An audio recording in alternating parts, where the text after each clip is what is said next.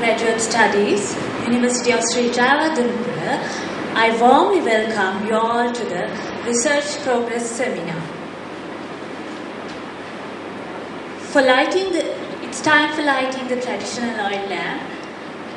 I cordially invite Dr. N.L.A. Karunaratne, the Honorable Vice Chancellor, University of Sri Jayawardhanapura, Professor S.P. Siri, Dean, Faculty of Graduate Studies, University of Sri Jayawardhanapura, Professor Sandun Senra, the Chairperson, Board of Study in Life Sciences, University of Sri Jayawardhanapura, Dr. S.H. Sarananda, Head of the Food Research Unit, Department of Agriculture, Gannoruwa, Dr. Manil Artigala, Senior Lecturer, Department of Zoology, Ms. Sriyangani Mendis, Senior Assistant Registrar of Graduate Studies, to grace the occasion.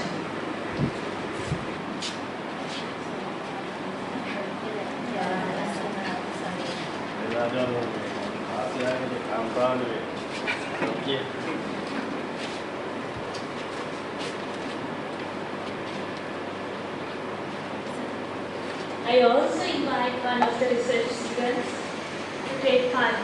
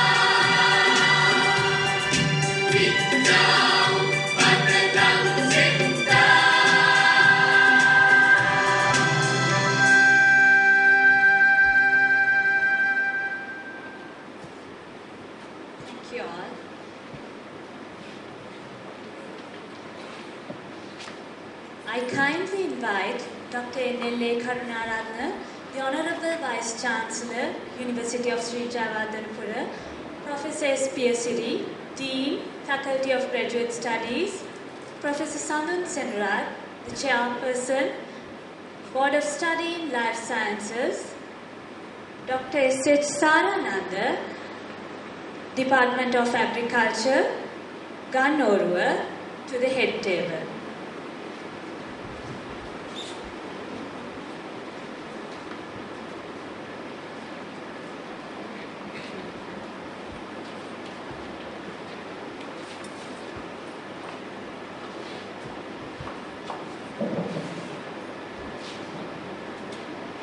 Thank you, sirs and madams.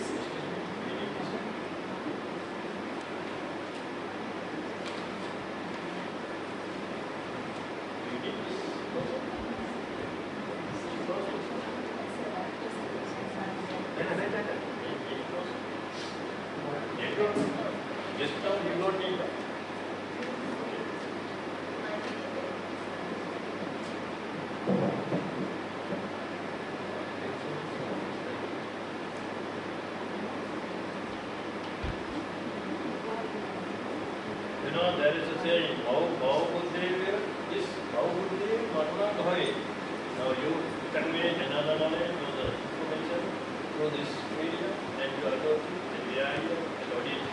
Yeah.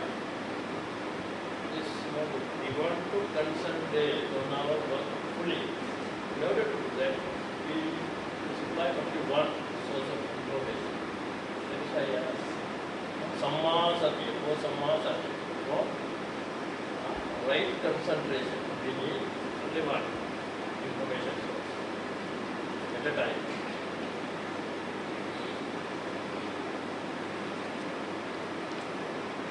I would like to invite Professor Sandun Sandra, the Chairperson, Board of Study in Life Sciences, University of Sri Jayawardhanapura, to deliver the welcome speech.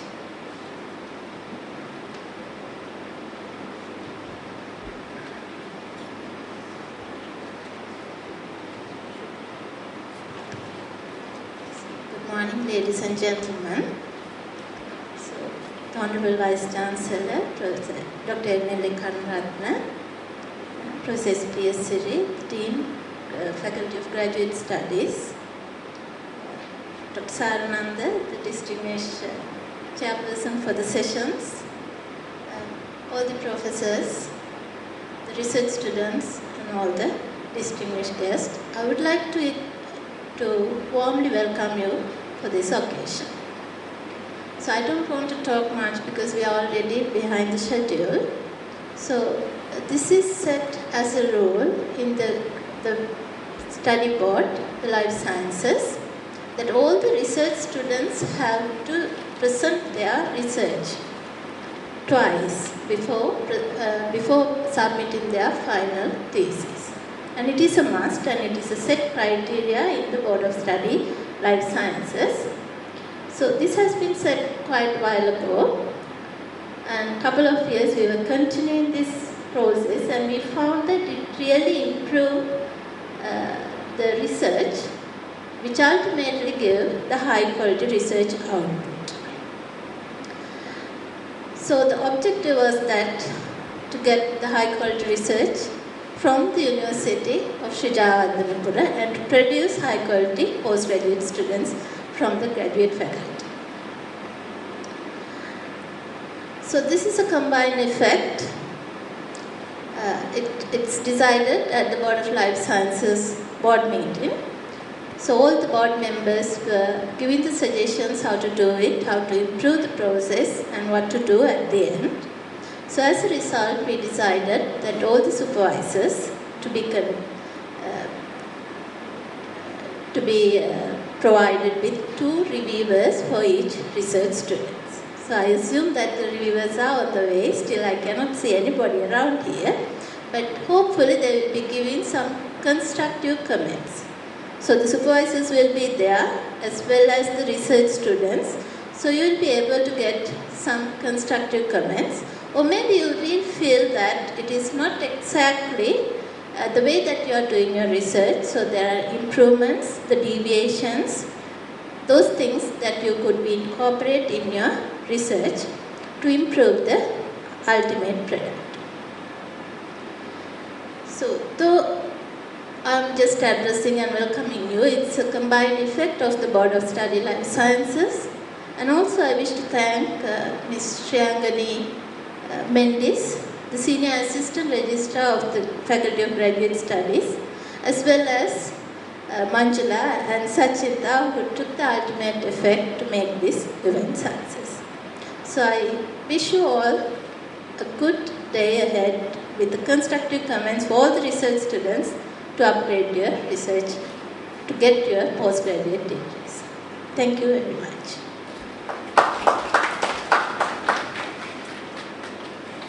Thank you, Madam. Now, I respectfully invite Dr. N.L.A. Karunaratne, the Honorable Vice Chancellor, University of Sri Jayawardhanapura, to address the gathering.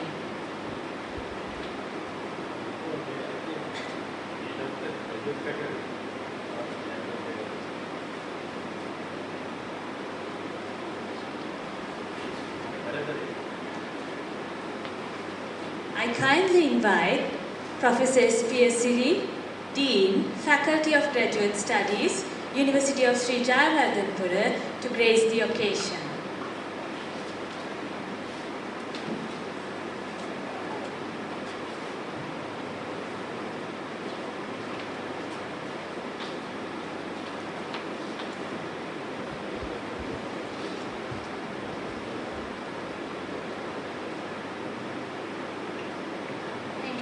Good morning, everybody. Vice Chancellor, Dr. N.L.A. Karunaratne, Chairperson of this session, Dr. S. Sarananda from Kannur Research Center, and also Chairperson of the Life Science Study Board, Professor Sandun Senarath, all the supervisors, all the professors, all the academics, and also the most important sector, the research, postgraduate research students, and ladies and gentlemen. I am thankful to you for giving this opportunity to talk a few words in this research forum. Actually, as Professor Sandun Senarath indicated, that this research forum is a very important aspect in your study program. So this idea came up through the Life Science Study Board, and then it was taken up to the faculty and the Senate and the Council, and it is approved. The idea is actually to upgrade the quality of your research. So all your research findings have to be presented in this kind of forum, and we will invite a resource person or a reviewer to go through the research findings that you present, and the resource persons will identify the strengths, the weaknesses, and also he will guide you in the real directions to improve the quality of your research projects. So that is the main idea about this, whole idea about this research sessions. So that therefore it is very important to have all the research students, their supervisors, as well as the senior professors, senior academics in this kind of sessions to go through and identify the important issues in the research projects, and to guide them to get the maximum out of their research activities. And also now the government also is concentrating more on research or postgraduate research, and that is why there is a special project is there to upgrade the universities to world-class universities. Therefore, we receive a lot of funding through that to get a lot of equipment, the most modern equipment, and actually I have to thank Vice Chancellor in this aspect. He has given a lot of effort to purchase all the new latest equipment for research activities, for the researchers to involve in research activities and get the best out of it. And we are getting that. And not only that, not only the equipment, now he's processing to give scholarships to selected group of researchers to do their PhDs. And we have, in the first session, we have selected about 11 applications. It was successful, and very soon these students will get the opportunity to do the PhD programs under this scholarship program. And not only that, there are so many activities going on now. Recently, a UGC consultant came here. Now we have to undergo evaluation process, even in the Faculty of Graduate Studies, for postgraduate activities and accreditate the activities. And not only that, and finally, we have to come up with very good research programs through the Faculty of Graduate Studies. So aiming at that, we are organizing now a few workshops in the near future. One is prevention of plagiarism. That is a workshop to be held in 22nd May. And then we will, followed by that, we are organizing a GIS for postgraduate students, and also EndNote software. And there are a series of workshops especially for postgraduate students, and not only for them, for the senior academics as well. So we are forcing on this kind of things in the near future. And at the same time, for the new PhD registrants, we are going to have a 3 months skill development program in future. Under that 3 months program, we are planning to offer philosophy, a module to upgrade their knowledge in philosophy, statistics, GIS, and many other software packages. So that I hope that you will get maximum use of these programs in future. So I'm not going to talk much about the activities that we are going to offer to upgrade the quality of your work, but sometimes I'm a little bit depressed because sometimes we organize very valuable workshops for you, but participation is very, very weak.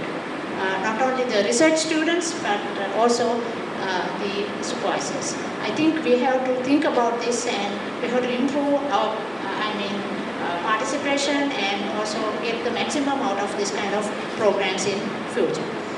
So for today's workshop, I wish to congratulate the organizers, and also I hope that you will get the maximum use of this workshop, and I wish you a good day. Thank you very much.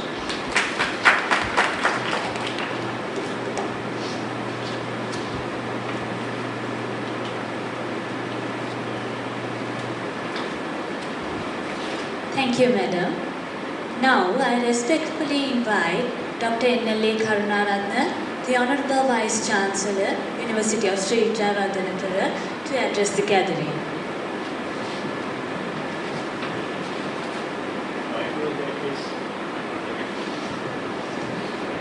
It is better to stay here. Can you hear me? No problem. You are not going to record? Oh, are you recording? Then I can use that. Are you recording this? Yes. Are you recording this? No. Where am I going to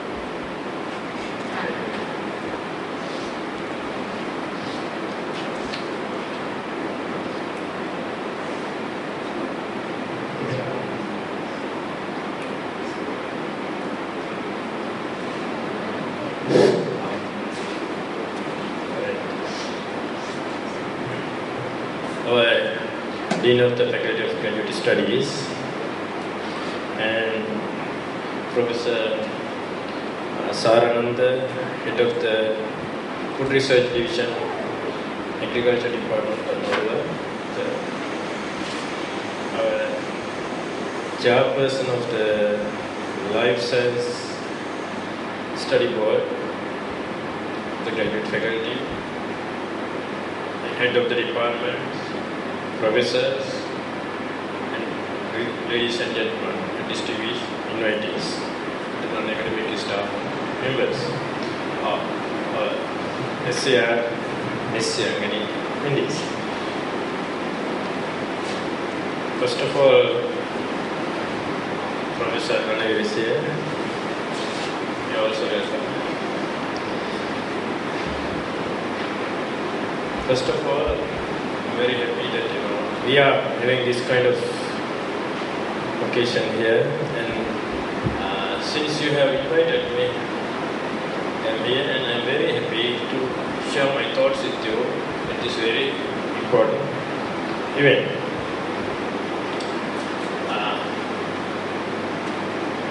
Professor Sanok and Professor Swarna Pesi, they were not happy about the presentation and actually the attendance of the participants, lecturers, the supervisors, and some other researchers are not here. I am also the same. I strongly condemn their unscientific behavior.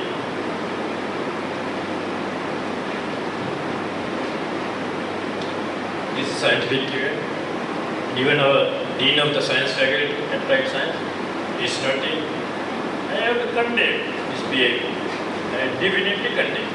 If I do this kind of unruly or unacceptable behaviors, please condemn it. Science has nothing to hide. Transparent behavior is the most important in a scientific body. Right? I don't want to talk anything about that anymore.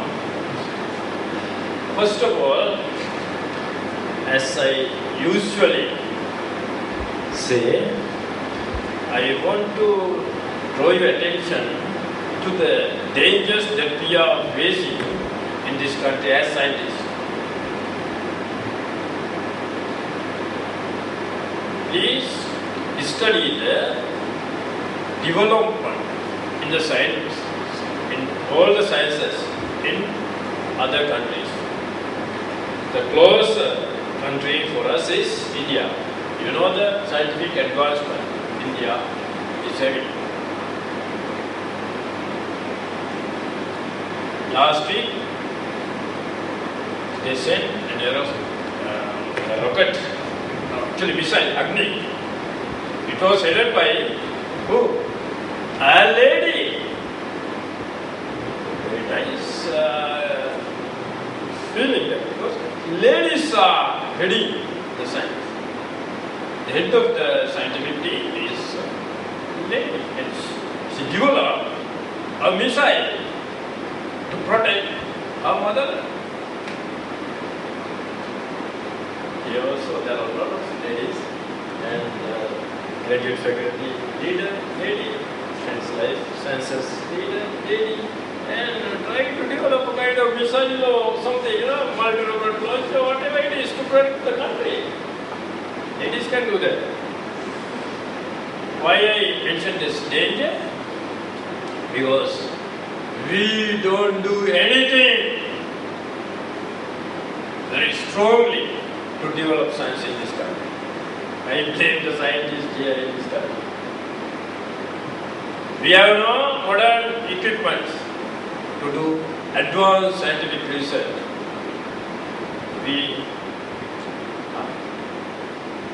What is the kind of contribution?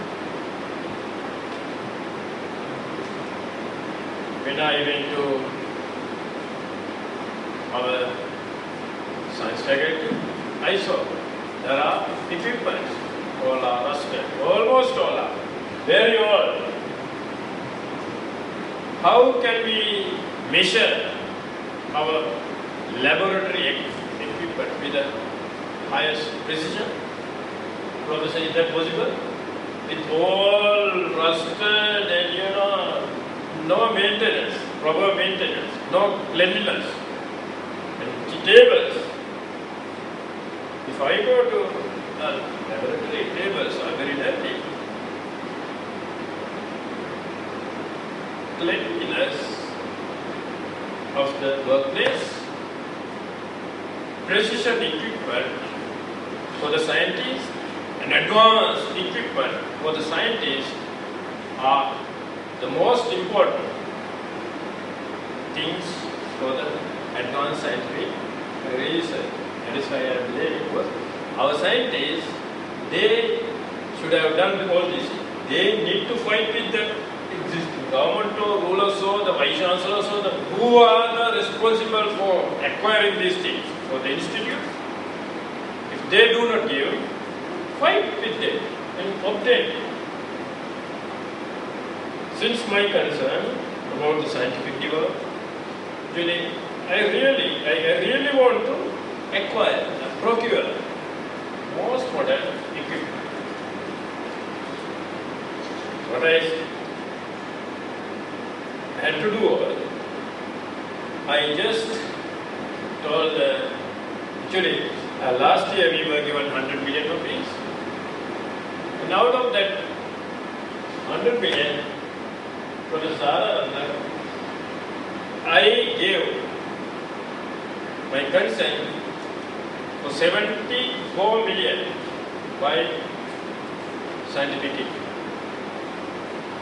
Already, most of the equipment, especially for the science faculty, actually those equipment only for the two faculties, medicine and science. Some other deans, even the deans of the graduate studies, are fighting with me. Why this injustice? I'm not fighting.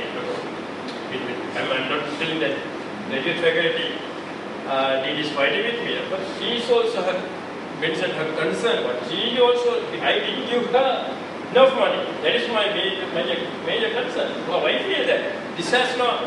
In this faculty, they don't have laboratories. They don't have laboratories. Therefore, I strongly feel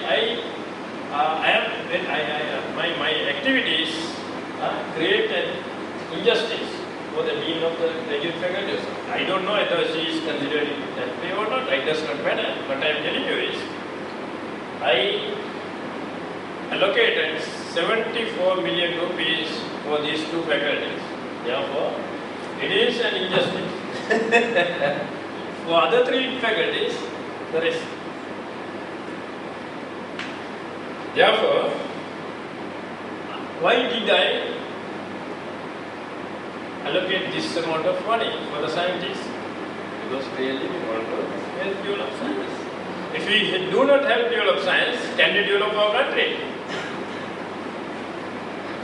You scientists, can you develop? No way. But lip service does not help to develop the country. Really, we must work hard. In order to work hard, and we need to invent a lot of scientific things, enabling us to help develop the economy. For that, we need highly advanced technological gadgets and equipment. Anyway, now we are gradually accumulating and then gradually collecting the necessary equipment for our scientific community use.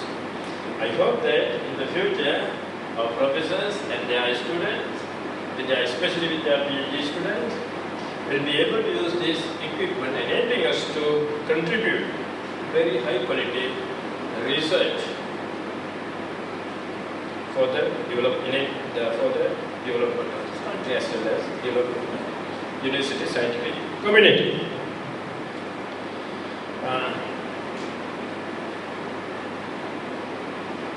Here we have Professor Sarananda, actually as the Vice Chancellor.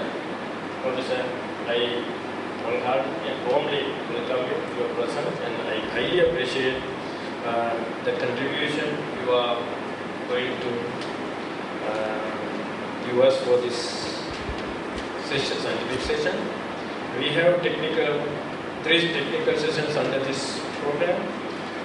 First two are related to food science, and the third one is related to Ayurveda. I think for the third one, I really like that one. The reason is, I don't say that I don't like the first two, it is food related position. I like it. But this is, yesterday also, I experienced it. I tell you my experience yesterday. Yesterday I had my lunch after around 4 o'clock. In the morning I had my breakfast. After that I didn't have anything. Until 3 o'clock. As a result, I felt that I was having kind of gastric problem. And I felt that my stomach is kind of not comfortable for me.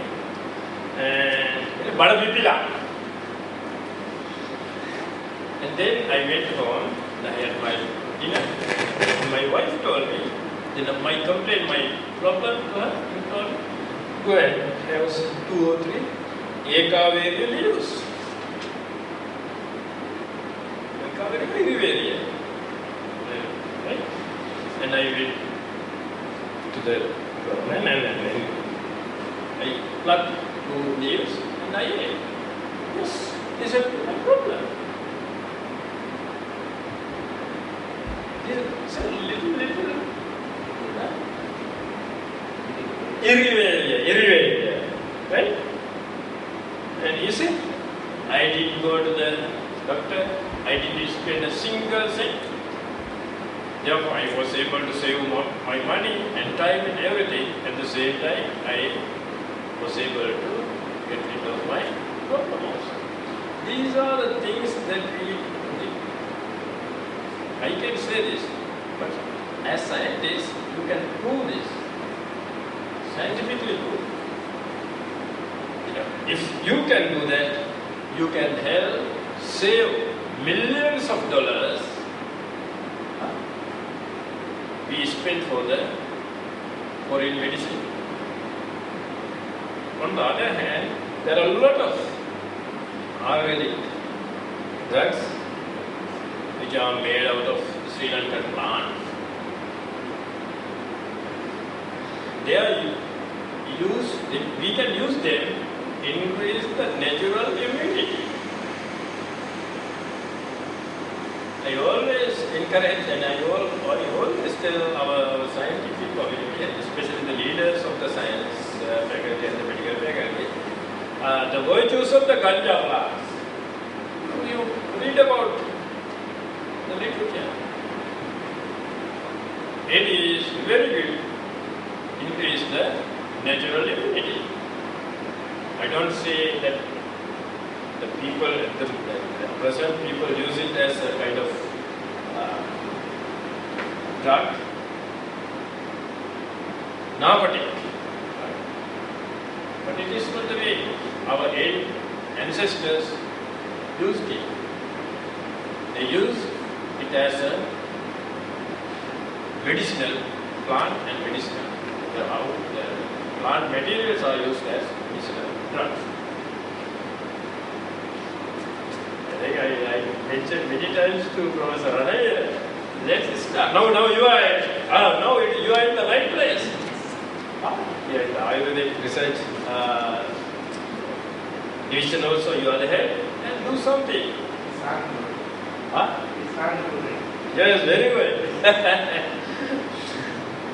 They are like that. We have a lot of things. Don't think that if we follow the American or the Western pharmacological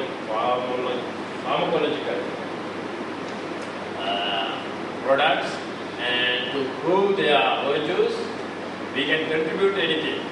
But we can contribute, we can help develop their business at the expense of declining or demolishing at the expense of our economy.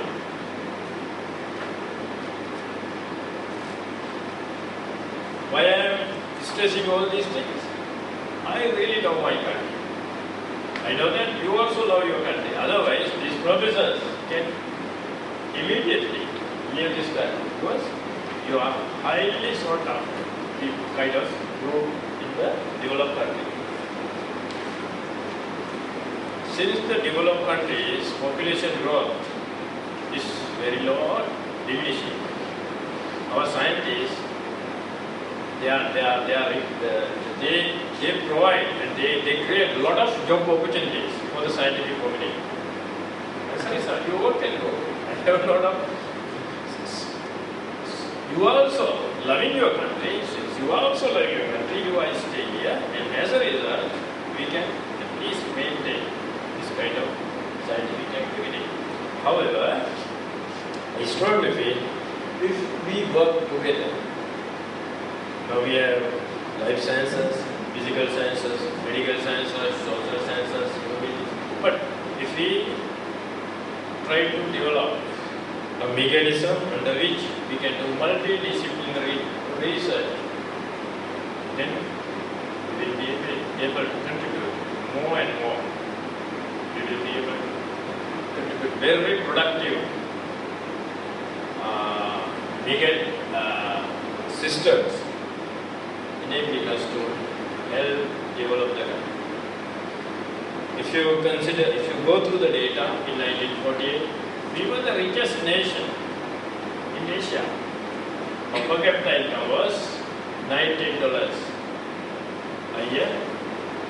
This was in Japan, 99. I am telling you, 99 days smaller than 98. If I say Sri Lanka was the richest in 99. Japan, it was in 99. Sri Lanka, it was 98. In Japan, they have a winter season. Therefore, in order to protect from the winter, they need to buy their special clothing. They need to heat the building. They need to spend a lot of their money for winter protection activities. For us, therefore, they are 99. They have to spend half of their $99 for the winter protection activities. For us, nothing. Our 98 was 98. Their 99, real 99, the real value of their 99 went down to around 50. So therefore, we were the richest. Now, what happened? In 1970s, during 1970s also, I think you are reading the news articles and you are hearing the news items related to South Korea these days. It's in the media frequently. In 1970s, South Korean women grew their hair, long hair, and cut them and sent them to foreign countries in order to earn foreign exchange. That was the poverty they were having. Today, during the first week of this month, I was able to attend a conference in South Korea. I strongly feel that I experienced this. It is much more advanced than that of the facilities that of UK, United Kingdom, Great Britain. Highly developed. Who did this? Mainly by the university community. Politicians or other administrators or other responsible persons, when they were misbehaving or when they were misusing the funds and when they were not acting properly, university researchers, they did research on those activities and they very clearly directed the country. Don't do this. If you do this, our country will have to face these problems. Therefore, don't do this. We have to follow this path. And university community directed the country. As a result, what happened? Now, South Korea is one of the richest nations. Before 1963, there was a country called Singapore. Singapore as a country came into being big after 1963. Now Singapore is one of the richest countries in the world. 1960s, Singapore Prime Minister came he wanted to transform Singapore at that time as like Sri Lanka. What is our situation at present? We are telling that our per capita income in 2011 was $3,843 per annum.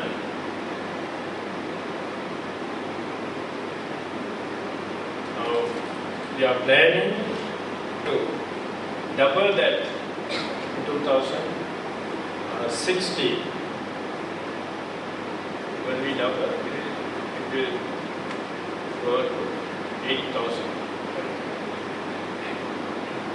By that time, most probably South Korea and Singapore-like countries will exceed 100,000.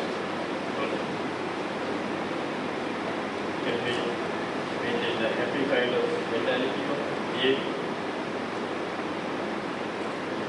Therefore, we must really think about the problems that we are facing. On the other hand, for the university community, we are going to face a severe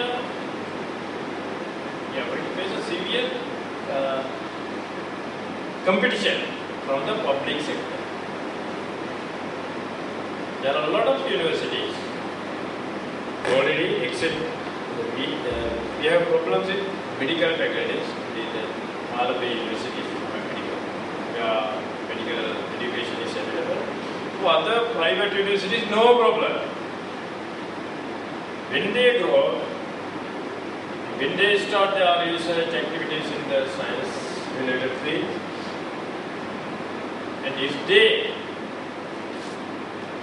produce very high-quality graduates, if they produce very high-quality research findings and research activities, then what are we going to have? Therefore, please consider the challenges that we are facing at present. Don't let these private sector people to lead this higher education field in this country. Why? You know that for the grade 1, more than 400,000 students entered. Out of them we select. This year we are going to select 22,000 students for all the universities. We have 15 universities. Out of 400,000 students, we are going to recruit 22,000. Our students, can anybody say that, oh, you have low quality students? No. For me, they are like gems, raw gems. They are not cut and polished, but they are gems. But we have to cut and we must polish them. And they to shine anywhere they go. But for the private sector universities, can they have this kind of high quality student? No. They are selected. They are unable to enter into a national university. They are unable to get a placement in a national university. They are not bright. You are bright, your students are bright. Therefore, don't let non-bright private sector people to obtain or achieve the status that you have achieved and obtained. If you do not consider these things very seriously,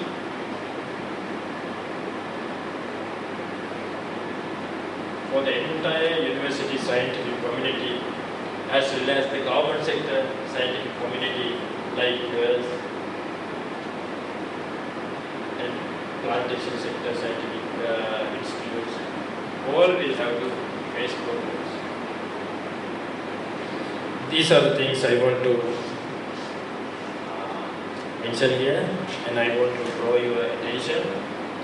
I am not going to take any more time.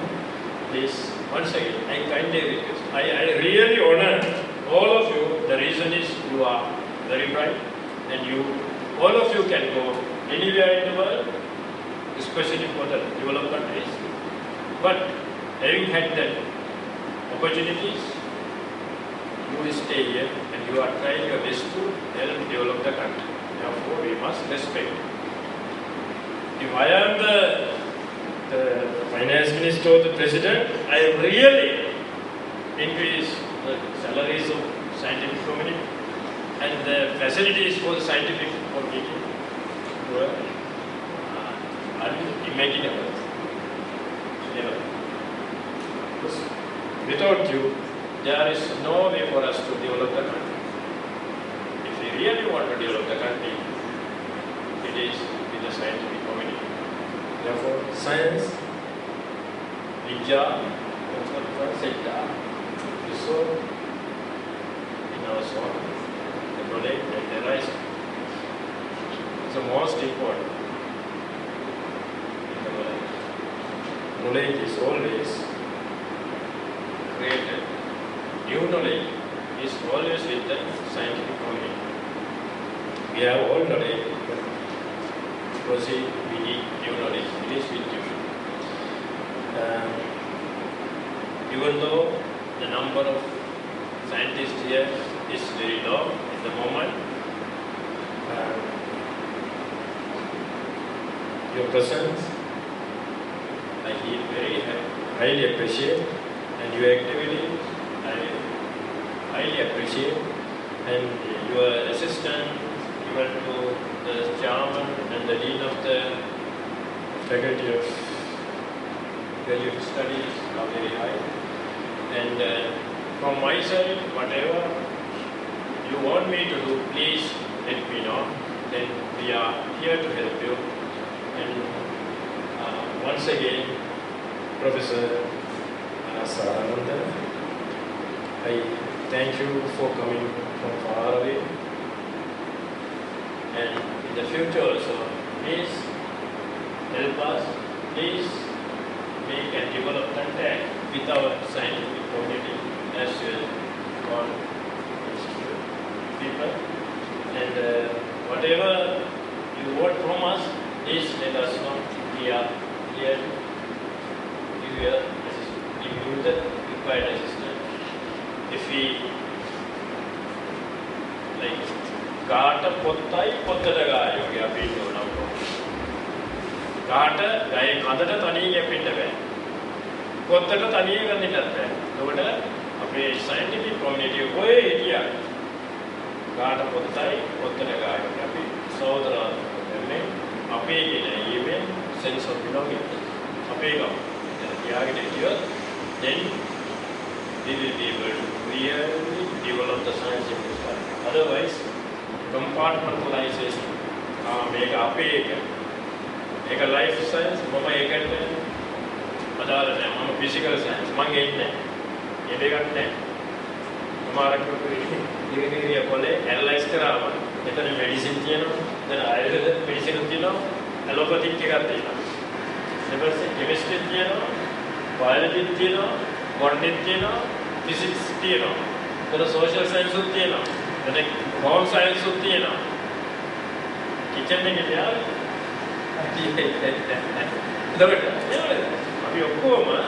A silver circle, a big, the southern Pemberton, with the activity. Yehuda, Abitabuagina, Buddha,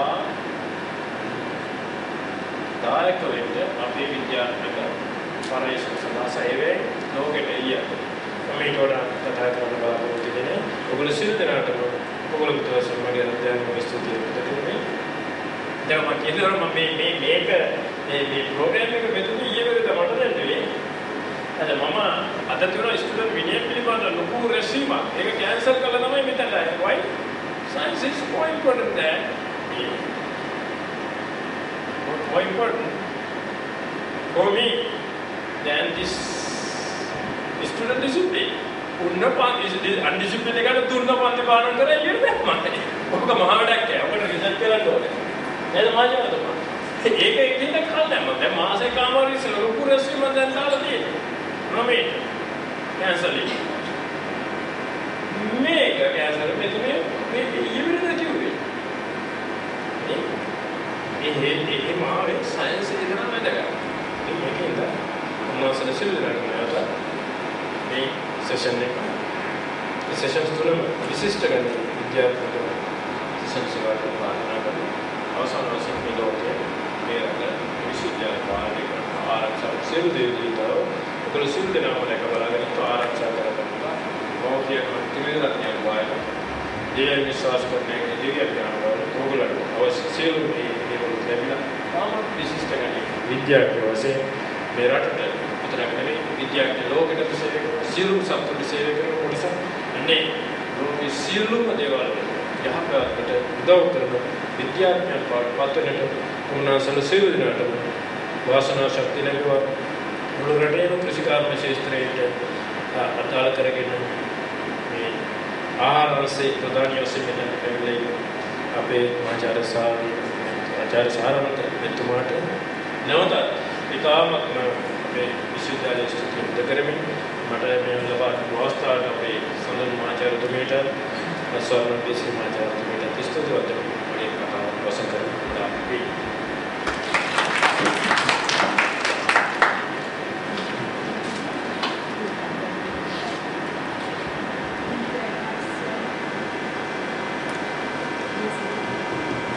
Thank you very much, sir, for sharing your valuable thoughts with us. I kindly invite you all to share the refreshments served outside the seminar room. Following to refreshments, technical session 1, chaired by Dr. S.H. Sarananda, head of the food research section, Department of Agriculture, Gannoruwa, will be held. Thank you all to the technical session 1. I kindly invite Dr. S.H. Sarananda, head of the food research unit, Department of Agriculture, Gannoruwa, to chair the session.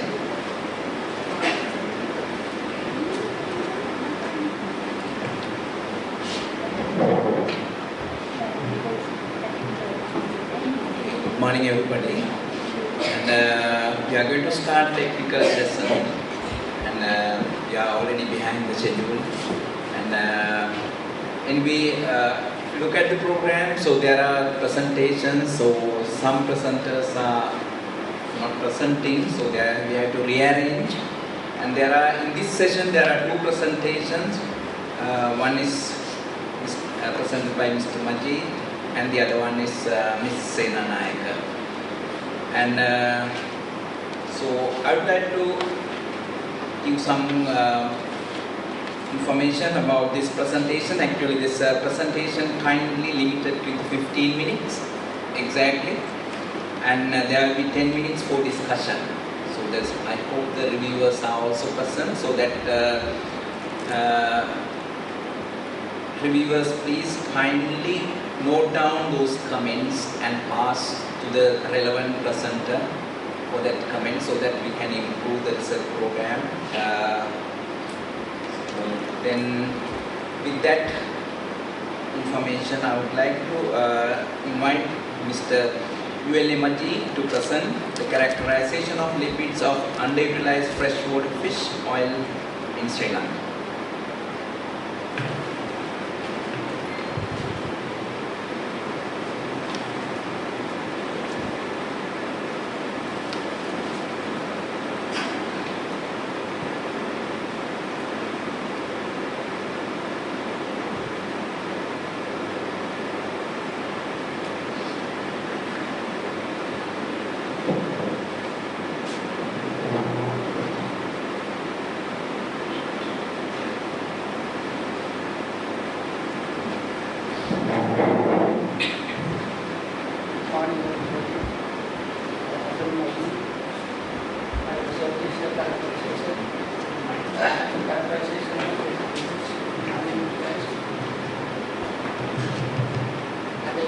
largest freshwater fish in Sri Lanka.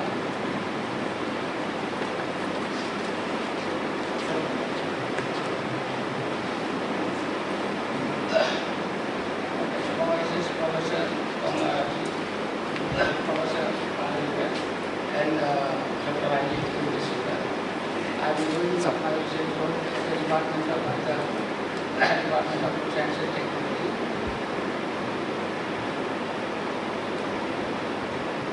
And I have to mention here is my research work is not completed because I have to present the status of the way I have completed work because I am running a sort of chemical, so that is what I have to delay it.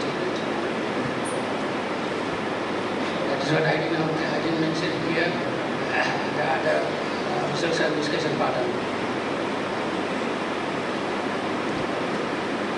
So, why we have selected these studies, day by day with the modern scientific technology, most of the food items are becoming functional foods. What we mention functional food means the foods in addition to the normal nutritive value, it has some more nutrition value. So that is what we call those things as functional food. So in this case, fish oil also has become one of the functional foods since it has two special omega-3 fatty acids. So that is what we have selected this fish oil as our research work. So this is the present data. So we have almost 381,260 metric ton of fish production, marine plus freshwater. And inland production is almost 59,570 metric ton.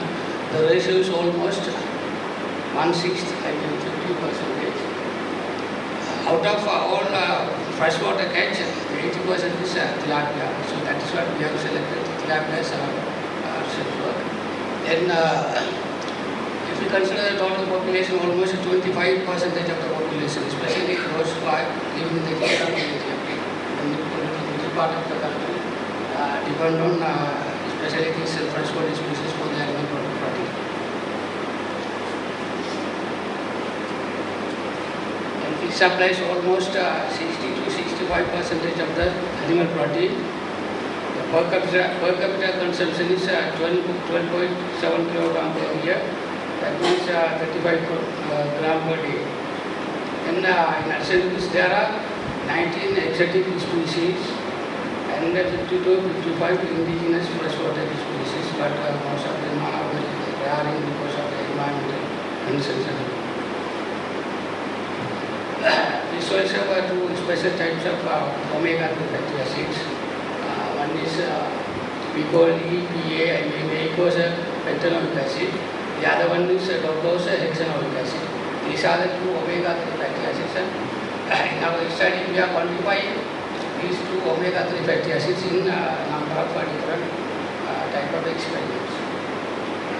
So, in addition to the special thing of this omega-3 fatty acid is it has a wide spectrum of health benefits.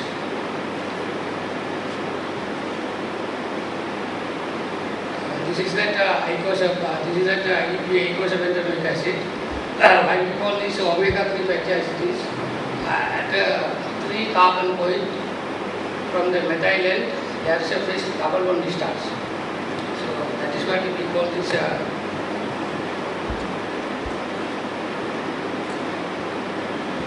Here you can see first, second, and third. From the third carbon, here the methyl end, here the acid group. From the third carbon, the double bond discharge. Again 1, 2, 3, 4, 5.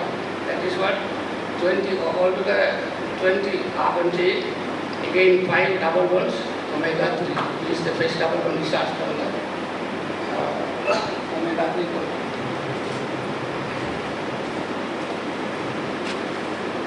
So the same manner it's an docosahexaenoic acid. It's an omega-6 carbon because you can see there are 6 double bonds and the first double bond discharge from the third carbon bond. So this is the tilapia species what we do the experiments. The objectives altogether, in addition to this determination of approximate chemical composition, what we do is we have categorized into 4 areas. What is a different maturity variation? It means the maturity state is how far effect on the fatty acid composition of the fish species. The second one is different seasonal variation. How the seasonal variation affects on this omega-3 fatty acid group. Then likewise different processing methods that we have selected a control fresh group, then smoking, cooking, another one more method. Likewise different geographical variation. For example, from the fish sample we will collect from the different, let's say, cool climate area, the low temperature area like Nuvarelia, and other high temperature area like Ambanlota, Vaunia, the northern provinces. Then we will compare that. This is the significance of this omega-3 fatty acids. It has more, the omega-3 fatty acids are essential for growth and development throughout the human life cycle. Because in addition to this, even in addition to the areas what I have mentioned, it plays a more very significant role in the health area of human life. So that is what we use. Nowadays we call this fish oil as a functional food.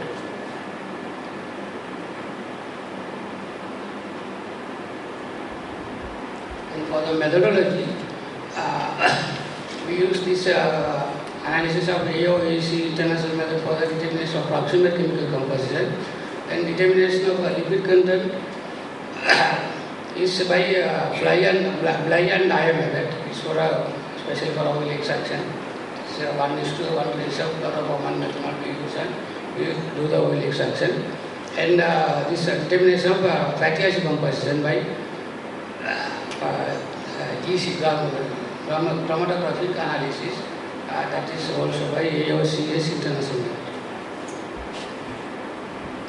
This is our sampling plan for seasonal variation. We have selected sample for 6 months continuously, every month twice. That means within 2 weeks, once in 2 weeks, likewise. Every month twice we have selected sample up to 12 up to 6 month time. So for every individual selection we have selected 5 individual fish. So altogether we have 10 individual specimen per month. So likewise we have selected 60 fish, especially this tilapia from Udawala Reservoir. This is another sampling plan for this processing methods. One is first and cooking, then frying and smoking. So for each processing method we have selected 4 specimens and altogether 16 species, and we have extracted the oil and we are serving it. And for this method still I didn't select the sample because the earlier samples are stocked in the freezer dryer and no place to accommodate the samples. So once my chemical is available, so I can collect sample for this and I can continue. This is for this geographical variation. Within a month we will collect 3 times, 10 days interval. We will collect 3 times and we will compare the impacts of different geographical area on the fatty acid composition of the species. And we have published from the earlier research, on maturity variations, we have published one abstract paper.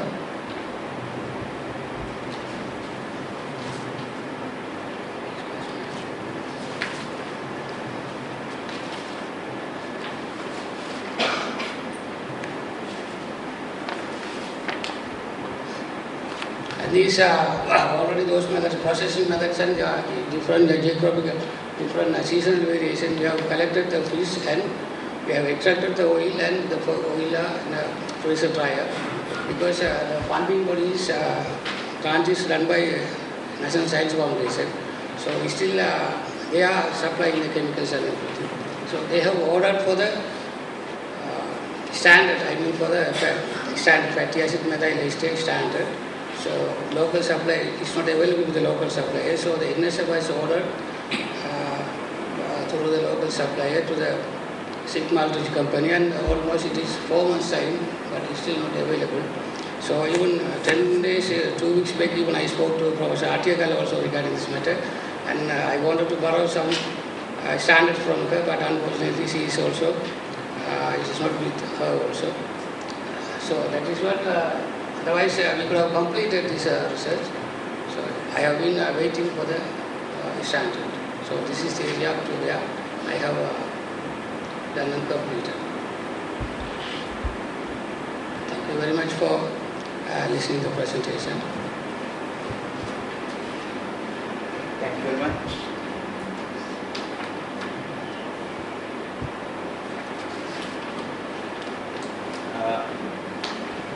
Now, paper is open for discussions.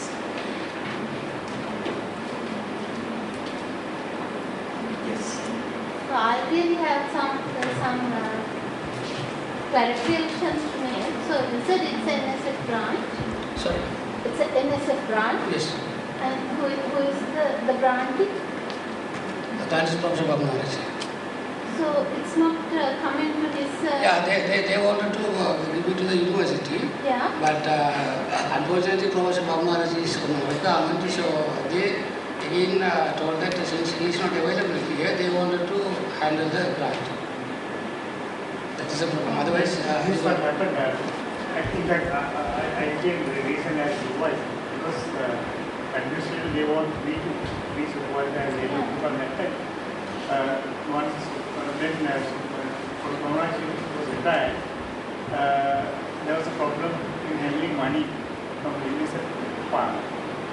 So then UNICEF decided to handle money and even in procurement also because they thought there would be a problem. Yeah, one thing that the NSF could have done is that to see whether how old the grant even at the time of awarding, because it's rather unfair for the student. Yes, No? right. And how No, long ago? one thing is that, but the other thing there was a financial constraint. Yeah, but So that for affected 2010 it is not like that, Professor Anavira. Yeah. For 2010 all the money is granted and given regularly. Yeah. because now it is, I am on the last year now, 6th year, because of the the 2007-2008 financial crisis in the country, Treasury did not allocate money to the NSF, so they stopped my granting for 3 years time. All right. So okay. because of that only it came delay and Professor was on retirement. Okay. So the other thing that I want to get the clarification, where did you register for your postgraduate studies? In 2006. 6. So this 2012, you have already passed 6 years. I think there is a criteria in the graduate studies. So the thesis has to be submitted within 5 years period when you register for a postgraduate degree. So it has to be clarified whether you could continue with your postgraduate now, because it's already past the 6 years. Yeah, my period is over with last March 31st. Now I have to submit my thesis. But you haven't done any work. The only thing is I have to analyze this, if I have that standard.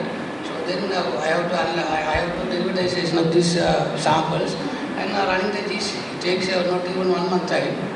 So then I have to complete that part. No, I think still within the possibility of completing, but we have to see because we have seen that the money will be paid and the standards also in place. No, it's not the matter of the money or something. The criteria in the graduate faculty, it's the 5 years and we give 6 months additional time. It's for a MPhil, is it? It's for a PhD, so you have for PhD we have 1 more year. I am on my last year and the period is over with last March 31st. Did you request for the extension? Yeah, and now the extension and the extension is over by last March 31st. That is the 6 years there's you no more time. completed.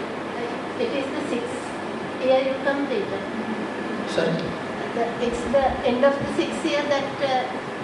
Yeah, now the end of the 6th year with the last March 31st. Because 3 years I didn't do any work.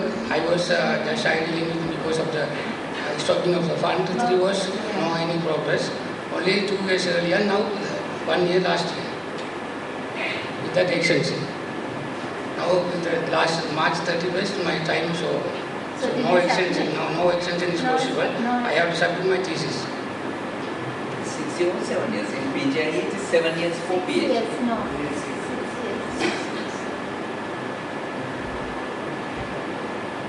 Okay, yeah. It's a matter of something that we have to take up in the Life Sciences Board. Yeah, and Professor Bamularaji told me that he has spoke. No, speaking won't help. I think what you should do is that ask your supervisors to write the things in detail to the Life Sciences Board, so that maybe Professor Annavira, you could justify the things and send a letter. In the Faculty of Graduate Studies. Okay, all right. Yesterday he informed me.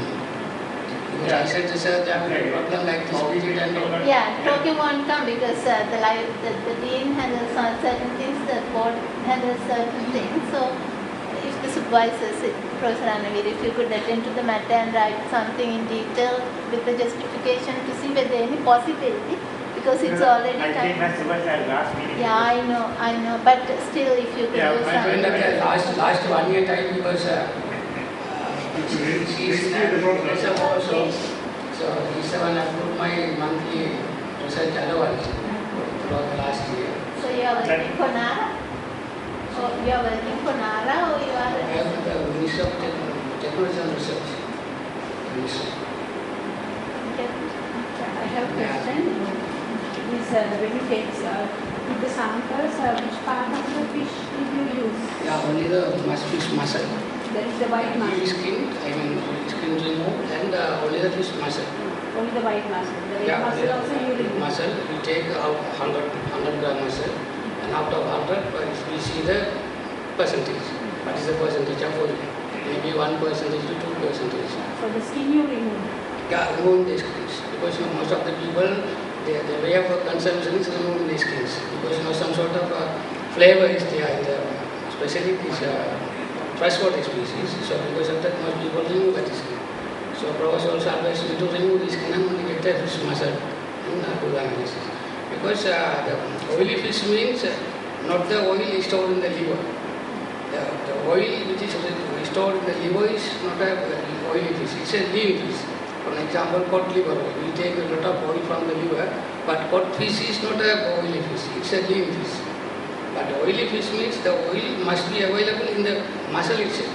For example, sardines, things like that, the small species, they have oil in the muscle. So that's what we call even tuna also, but not much amount.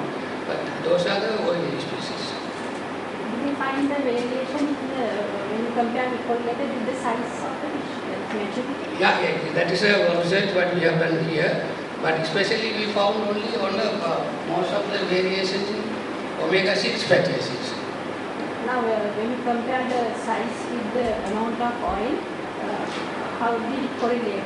The smaller fish had more oil or the more mature fish had more Yeah, in our research we found the smaller fish has more oil. But still the problem is what we do is we collect the sample from the reservoir. We don't know the mature stage or the age of the fish. So sometimes because of the dwarfism, the small fish may be the elder one. The big fish may be the 10th age one. So that is of the problem. So the real thing is we have to draw the fish and we have to analyze. Then only we can come to the conclusion that how effective this maturity variation. Now we have presented only the samples what we collected from the natural environment. So even Professor Kamar told us suggested to grow the fish, and we sent a proposal to National Science Foundation for growing the fish, and we requested fund. But the amount was very high amount, so that is what they refused. In that case also we were waiting for 1 year time. So that also one delay for the one reason for the delay.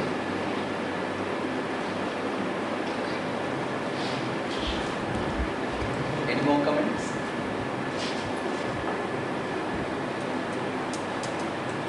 I have say special thanks to Professor Swami for agreeing to grant the GC facilities for running this project.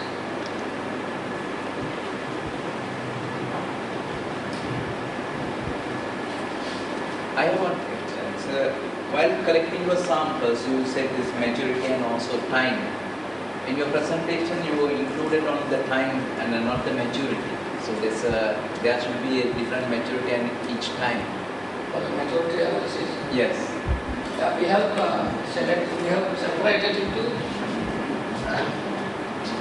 separated into the size, according to the sizes.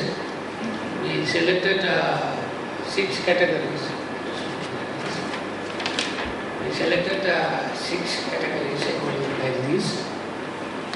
These are the size variations. And 1, 2, 3, 4, like 6 species. Right? And these are the omega approximate composition. Values. You see, and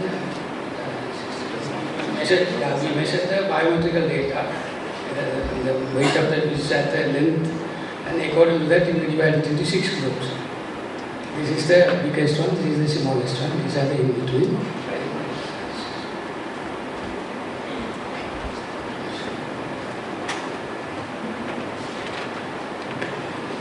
Any more comments?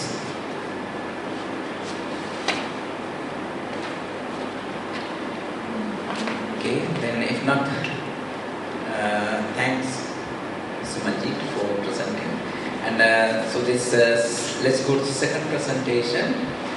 It's development of modified starches from underutilized tubers and yams for food and industrial applications. Being presented by Ms. S.A. Senanayake.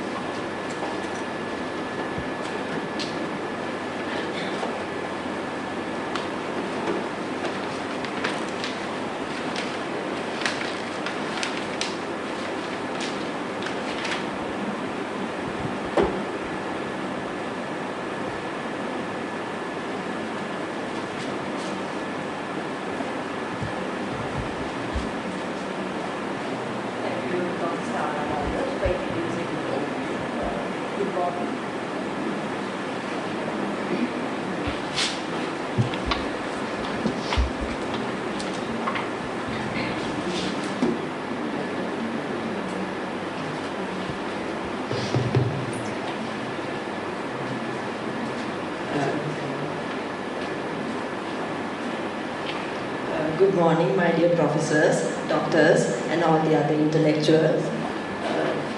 The research topic of my research is development of modified starches from underutilized tubers and yams for food and industrial applications.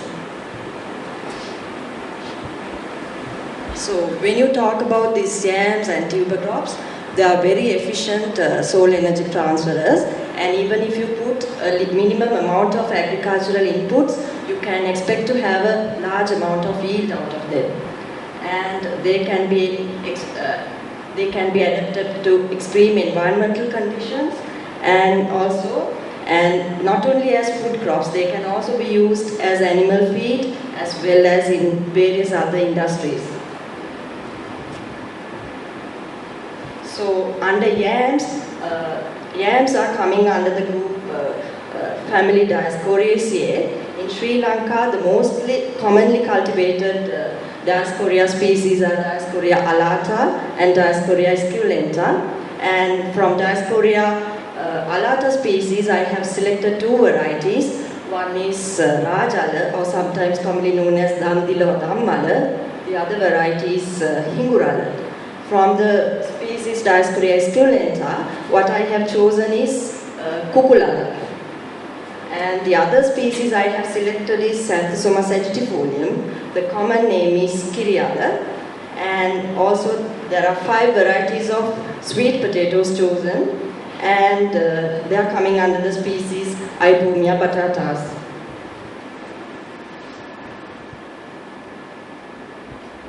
Actually, unlike yams, yams are seasonal crops, but these sweet potatoes and Kiriala, they can be cultivated throughout throughout the year. Because of that, they are much more popular than these yam varieties. The first one in the picture is Dioscorea alata vine. If you take one vine, Dioscorea alata, per vine, you can expect to have one large tuber per vine. In the case of Dioscorea esculenta, that is cuculala, which I have studied, if you take a vine, one vine can contain a large number of tubers. That is, the one at the bottom is Xanthosoma sagitifolium, that is Kiriala. If you take a plant of Kiriala, one plant can contain about 10 to 15 number of lateral cormals. These are some of the commonly cultivated sweet potato varieties in Sri Lanka. In the case of sweet potatoes, if you take a vine, one vine can carry about 4 to 7 number of tubers. So these are the main objectives of my study. First, to analyze the nutritional, chemical compositional variations in these tubers and yams, and then to extract the flour and starch and to analyze the functional properties such as water-soluble index and swelling power, gelatinization and pasting properties and those things of the native starch as well as the modified starch, and then to determine the amylose to amylopectin ratios of these starches, and then to estimate the nutritional quality of these starches and flours in the case of trypsin inhibitor reaction, starch digestibility, and also the resistant starch. And the most important part of my study is to modify these extracted starches by using various physical and chemical methods, and then to apply that modified starch in various food applications.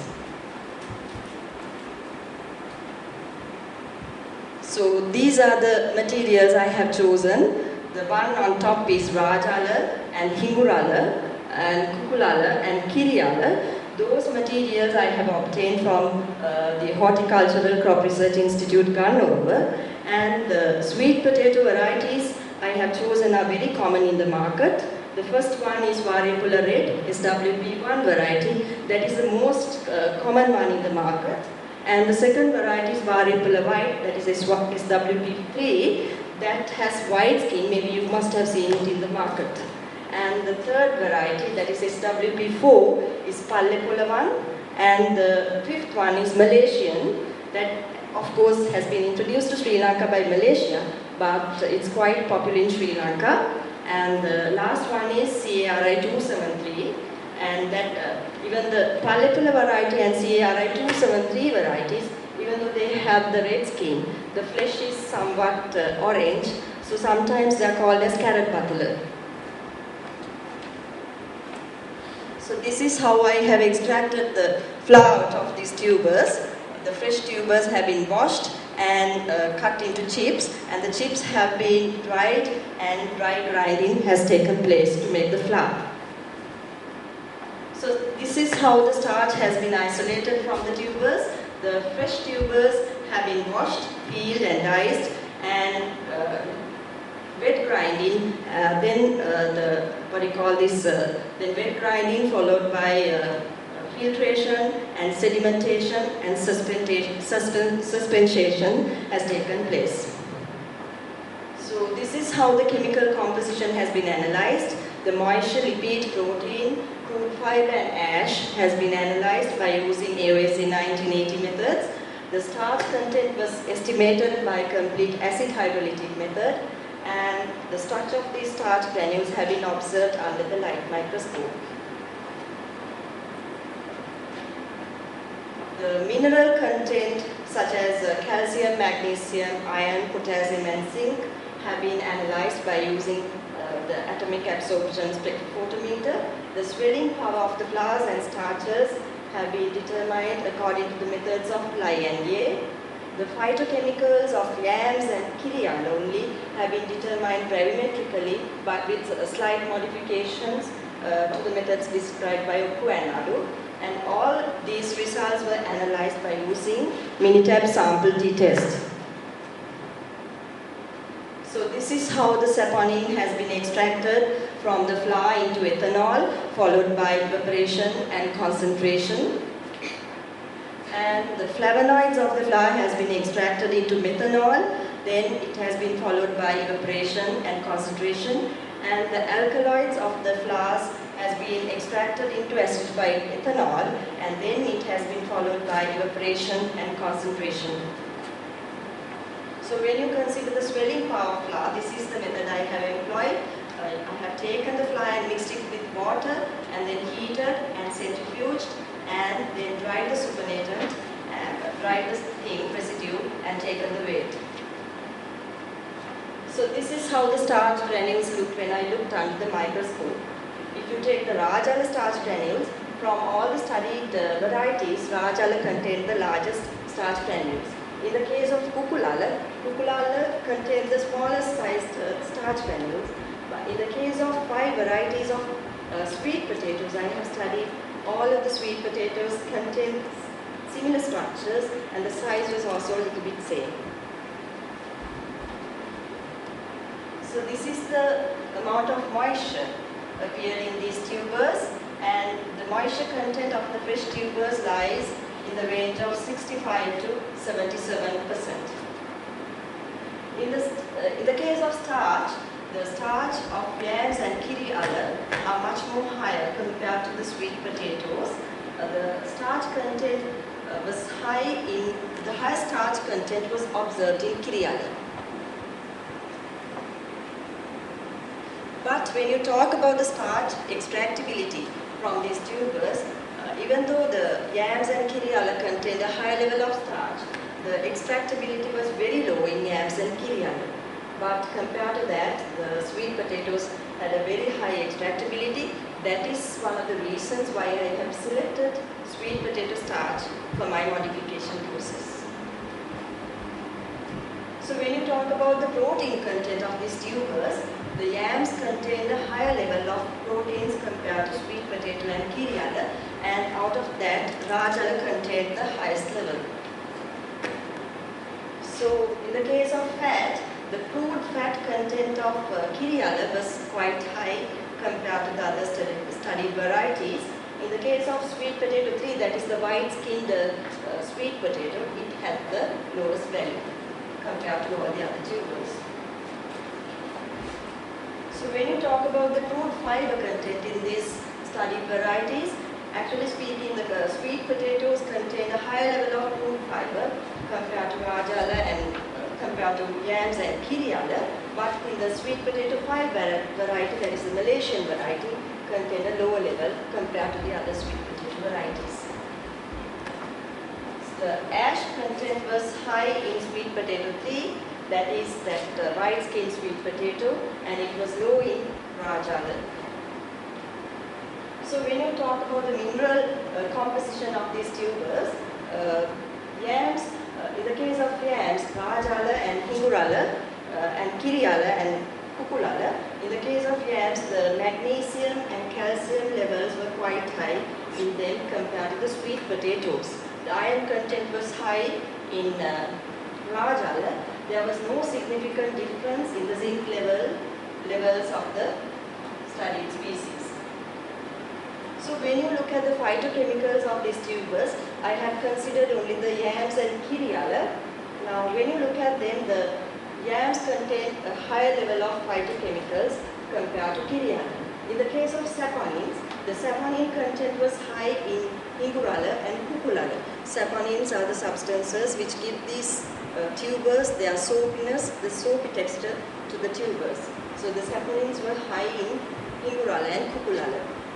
In the case of flavonoids, the flavonoid content was high in Hingurala, but I expected to have a high level of flavonoids in Rajala because they appear as purple because it has a lot of anthocyanin pigments, but I got a higher level for Hingurala.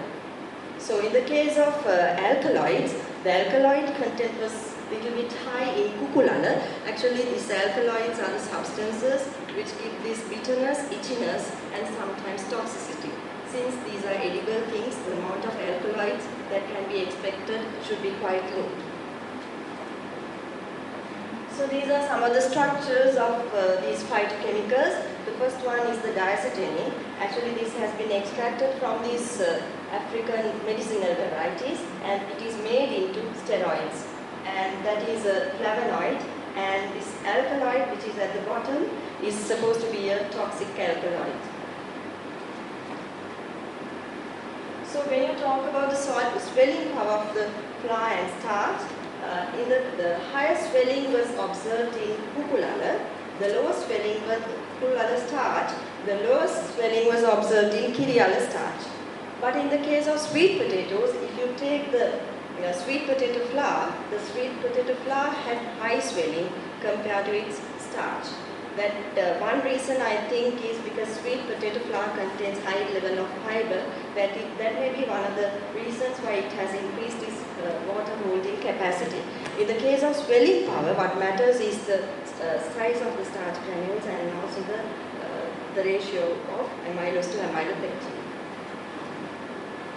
So these are my final conclusions from the study I have done so far. I have determined the chemical composition. The starch contained in yams and kiriala is quite high compared to sweet potatoes, but extractability is low in yams and kiriala, and results revealed a higher level of proteins found in rajala. A considerable level of crude fat was found in kiriala, and high level of crude fiber was observed in sweet potatoes, and more phytochemicals were present in yams than in kiriala, and high level of calcium and magnesium was observed in yams and kiriala, and all levels actually contain a high level of potassium. And when you consider the swelling power, the lowest swelling was observed in kiriala starch, and the highest level was observed in Pukulala starch, and the fibers of the flours of sweet potato had a high swelling power. So far I have analyzed the chemical compositional variations in these tubers, and also I have finished analyzing the amount of amylose to amylopectin ratios in these starches, and also the digestibility and trypsin inhibitory action of these flours, and digestibility of the native starch, not the modified starch. And the most important thing I have to do in future is the modifications by using various chemical and physical methods, and then to incorporate the modified starch in some food industrial applications. So these are my references, and I would like to thank all my supervisors and all these important people for supporting me and guiding me throughout this research work. Thank you, ladies and gentlemen, for listening. Okay, thank you very much. Then the paper is open for discussion now. So how did you work now? 1 year, 1.5 years? Actually 2 years. So you have to do 2 years.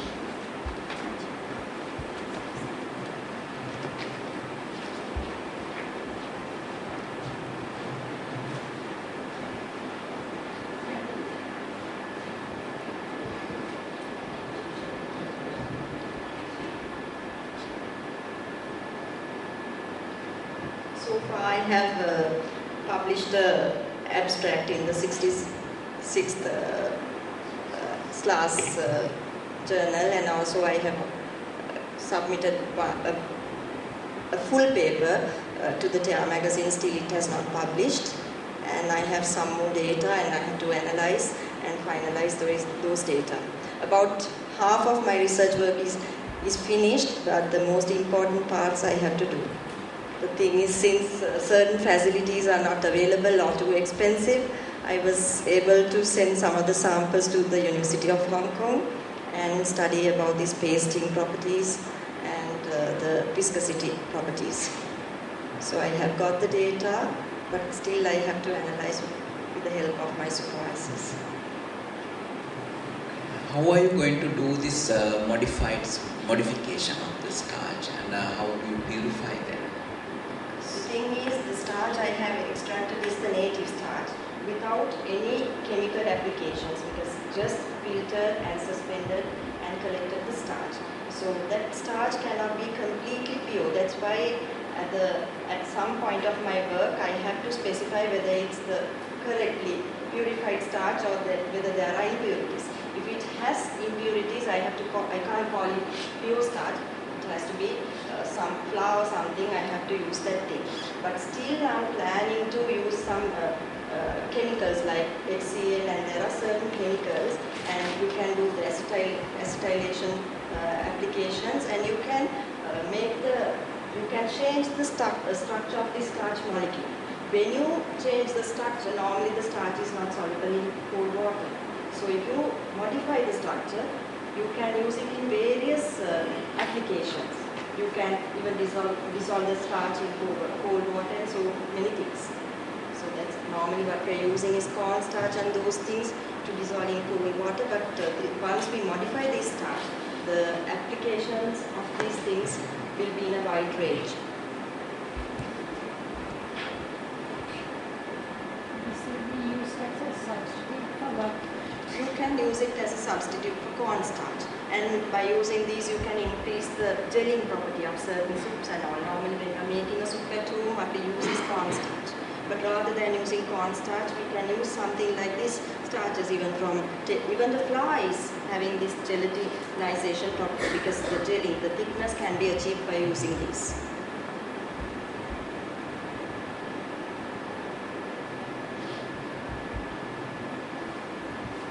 Why do you think this Rajala has less anthracene? Has anybody quantified that? The thing is, that is the crude measurements I have taken. Rajala contains anthocyanin, but sometimes when you take this hingurala and all those things, hingurala is also in the group of Dioscorea alata. Some hingurala appear to be a little bit yellow in color, even though some appear to have white flesh. So maybe even though the amount of anthocyanin is not enough compared to the amount of carotenoids or whatever the color pigments appeared in hingurala. So that may be one of the reasons. But yes, I expected to have more flavonoids in Rajala.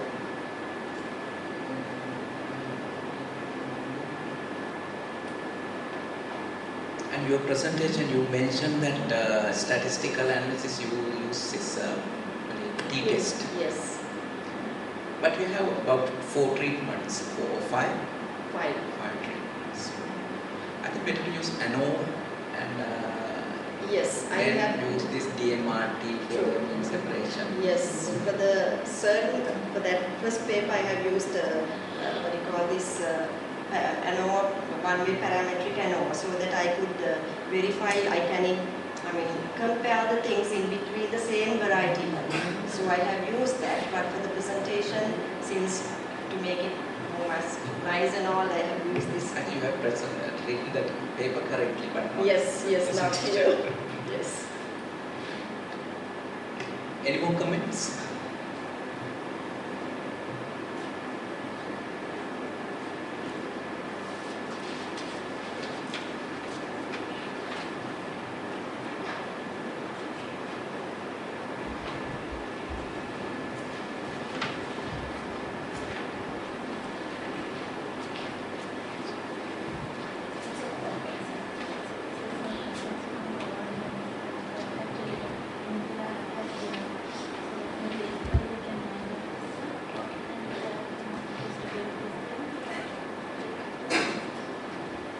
Thank you very much. Thank you.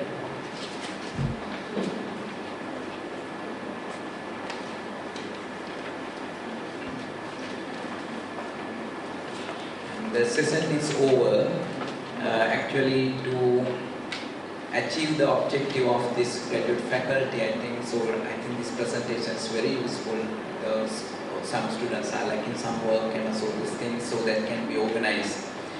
And I would like to thank all presenters, and actually they are on time, and so they did a good job here. And again, thank you very much. So I think we have come to the end of the session. Since we have 5 minutes, so if there is a general comment, so that we can ask any question or any comments to improve this research work.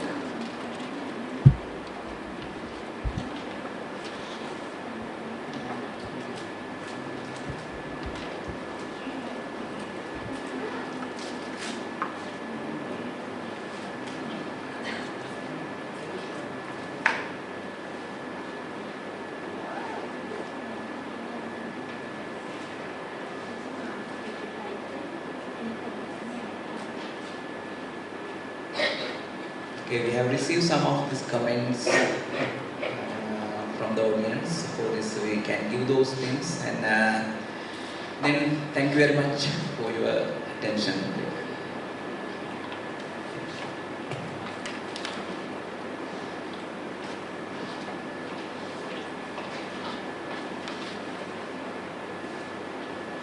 Thank you, Dr. Sarananda. To start the technical session 2, I would like to invite Professor U.G. Chandrika, Senior Lecturer, Department of Biochemistry, University of Sri Jayawardhanapura.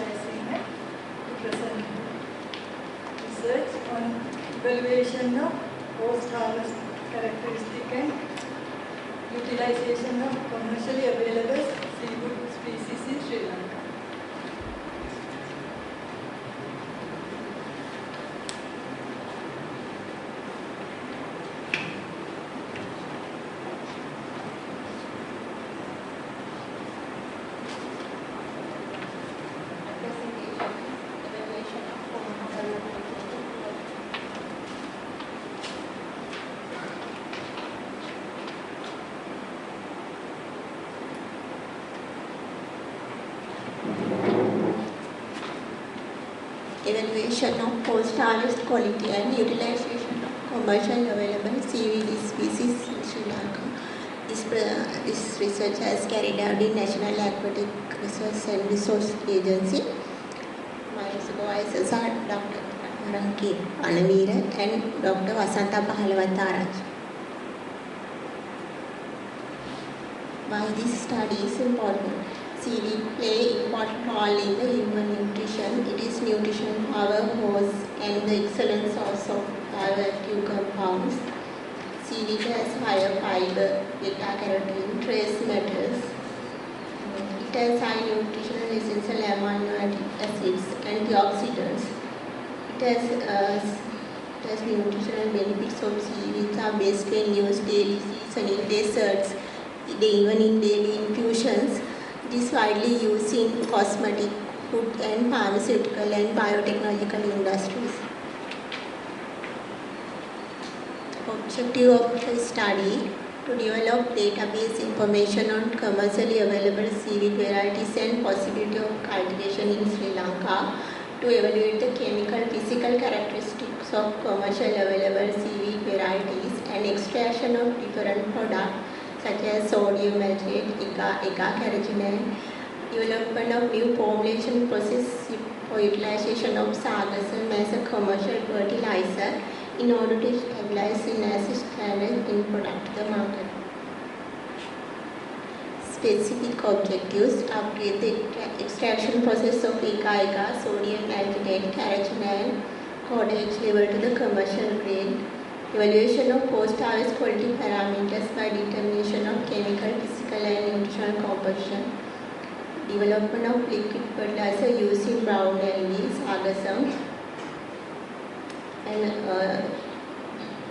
utilize them, determine the effect of micronutrition to plant growth. Activities carried out: information of commercially available seaweed varieties were gathered and utilization process in various marketable products and the laboratory conditions were investigated.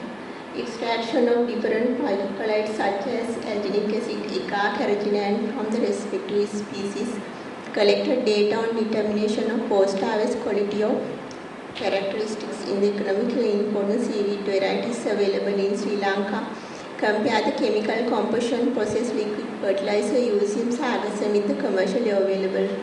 That research is ongoing project.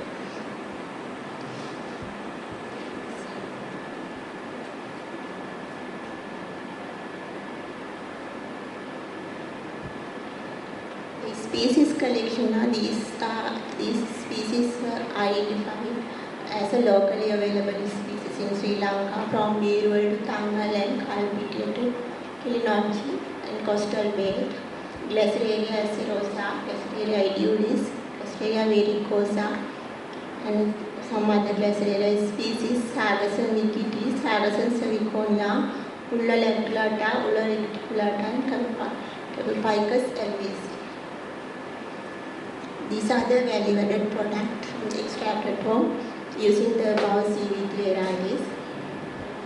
Alginic acid, carrageenan, ECA fertilizer in the Ulla sheets. Primary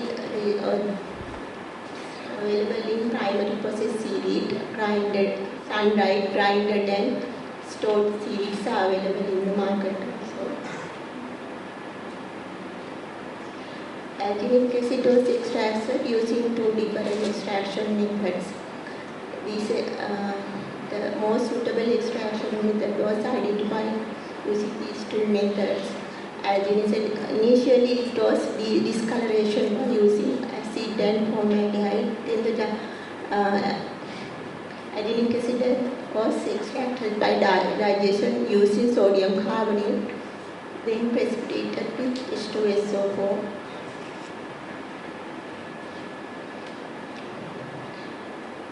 Following steps were carried out to identify the most suitable extraction process.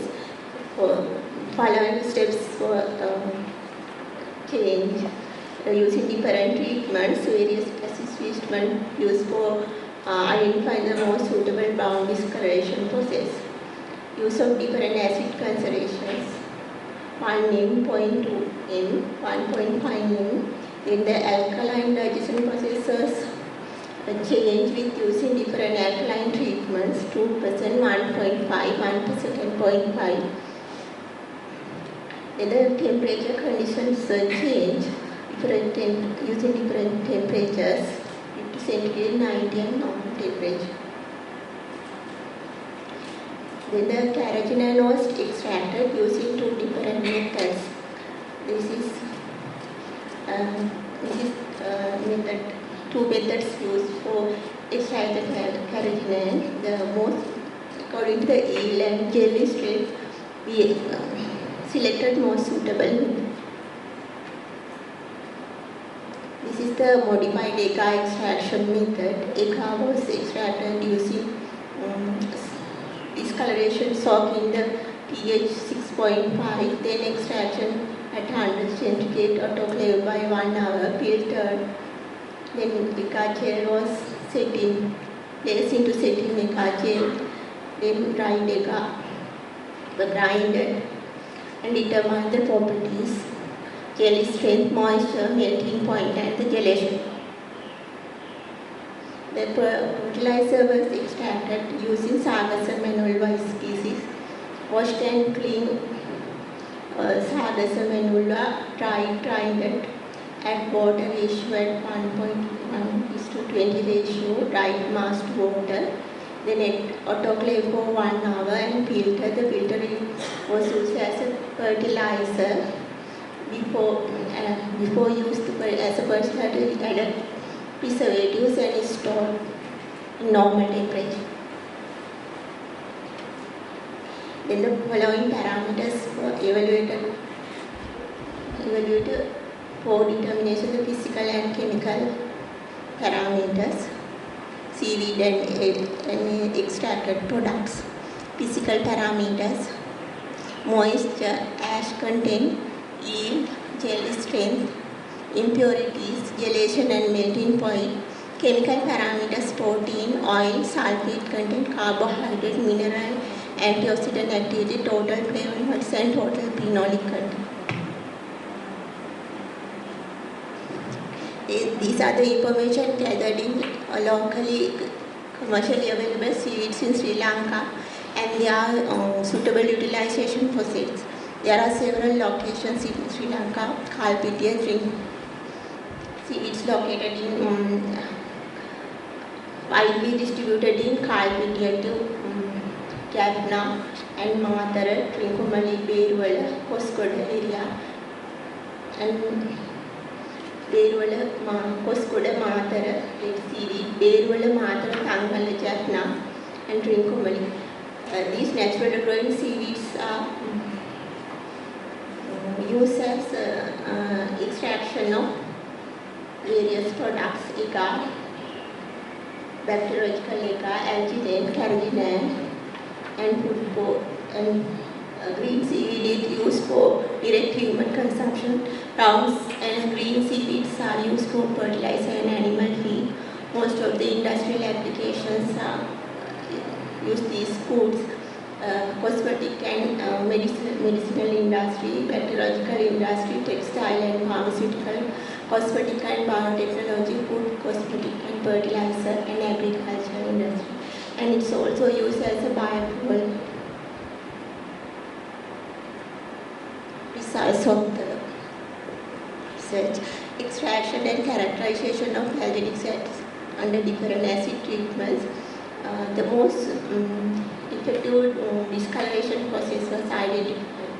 1 ml H2SO4 was taken to 5 minutes, but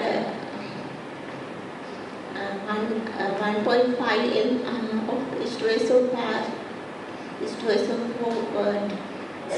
discoloration as 1 hour has selected as the best method.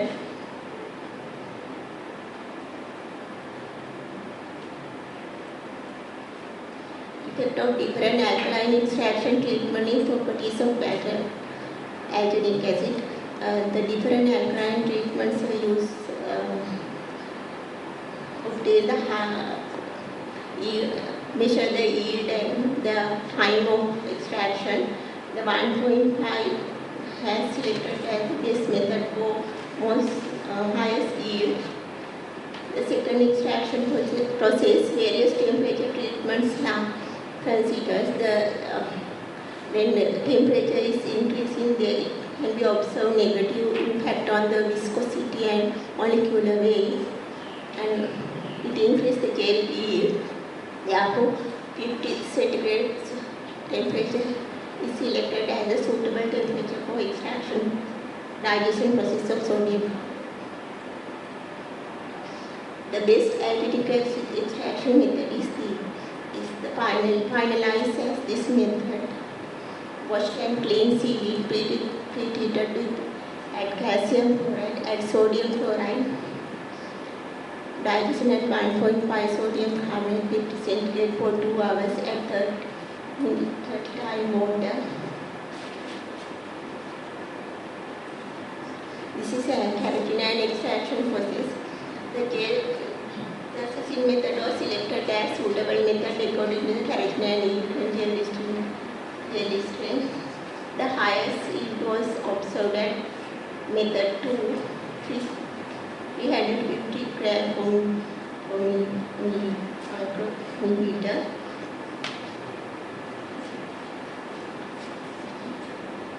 Evaluation of post-harvest quality of sargassum species. Seasonal variation of moisture content of sargassum EPD. There is a seasonal variation of moisture content. The highest moisture content was observed in December and March, followed by June and September.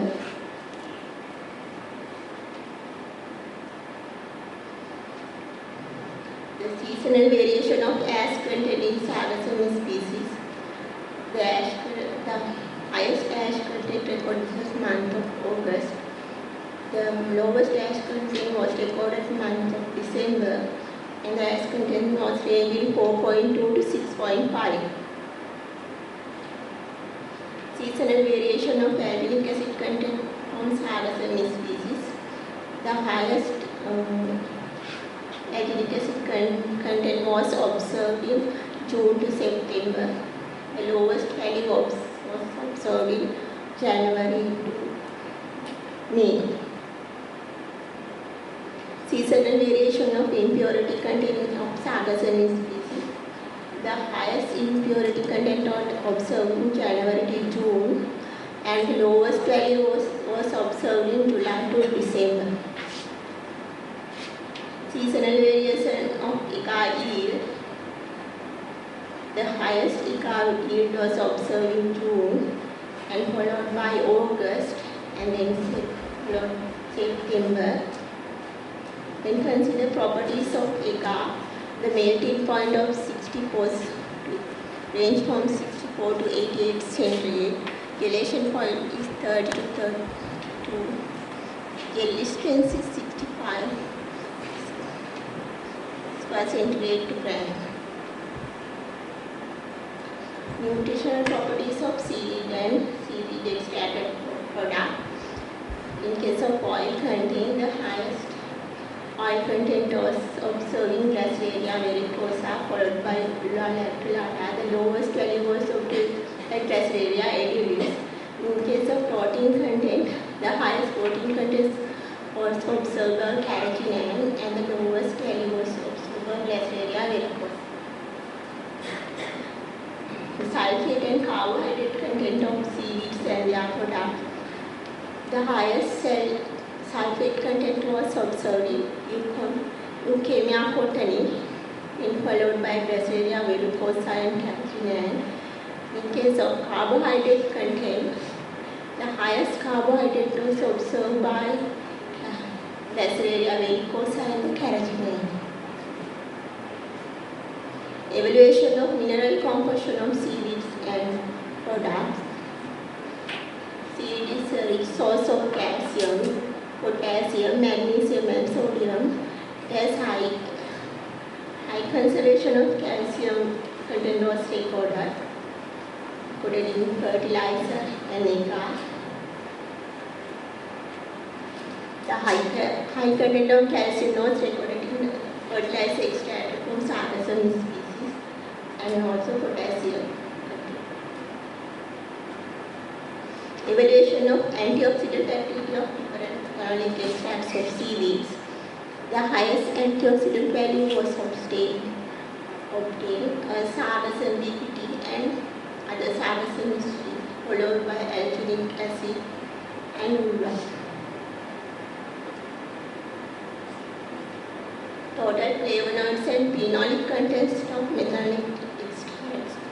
The highest phenols and flavonoids obtained by Sargassum bpt and other Sargassum species. Discussion. It was compared the different extraction method. It was found that extraction method A was recorded more sodium alginate compared to method B. As process alkaline extraction for several hours in high temperature make more heat energy lead to breakdown of uranic acid to the formation of more alginate and improve the extraction efficiency of alginic acid. But higher temperature may reduce the viscosity and low molecular weight. Therefore, alginic acid extraction is medium temperature is most effective. The extraction method possesses high ICA yield compared to the other extraction method. As process of medium concentrations of acid treatment leads to formation of more ICA, improve the extraction efficiency of the ICA content. The highest carrageenan yield and gel strength was found in method A compared to the method B. The gel pressing method was most effective method in high quality carrageenan extraction than other methods. Seasonal variation of post highest quality of seaweed species. The seasonal variation of alginic acid content coincided with northeast monsoon. The low alginic acid content has observed in southwest monsoon. User probably heavier rain in the southwest monsoon. A part of leaves are torn off and only strips is left in few leaves or receptacles. The high insoluble metals impurities were also observed in southwest monsoon period due to the higher rain in the season. Nutritional properties of seaweeds and products.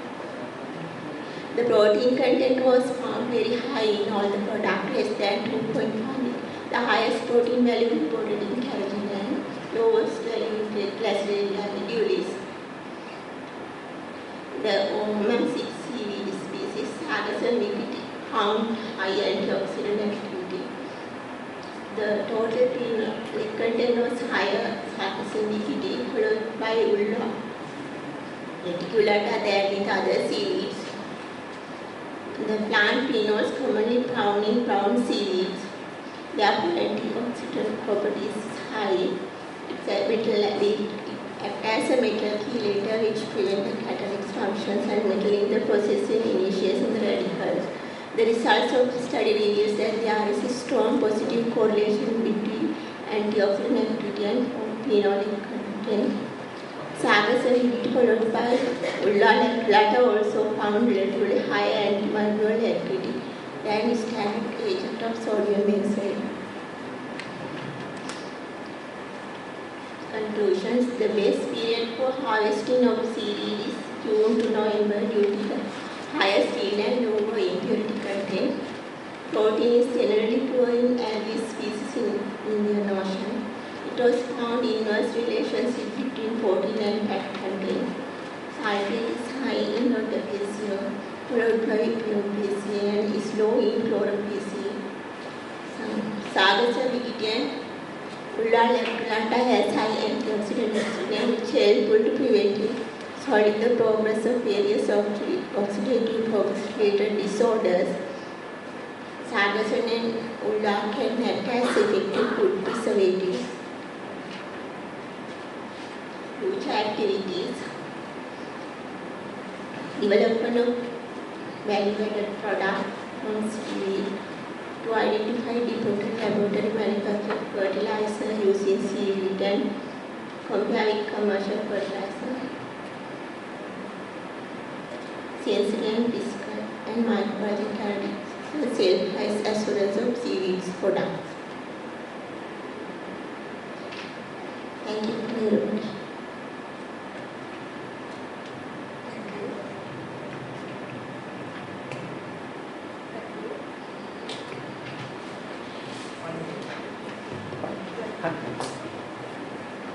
Now the presentation is open for discussion. Is there any questions?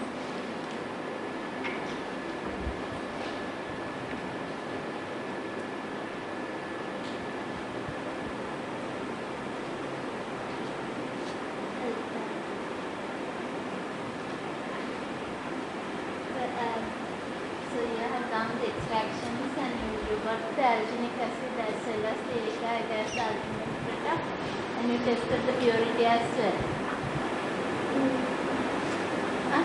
Purity? Yeah. Like if you are going to use the AGA or the alginic acid for any scientific purposes, the purity is important. If you ever tested that, or you have a plan to test the purity of that? I'm still test purity.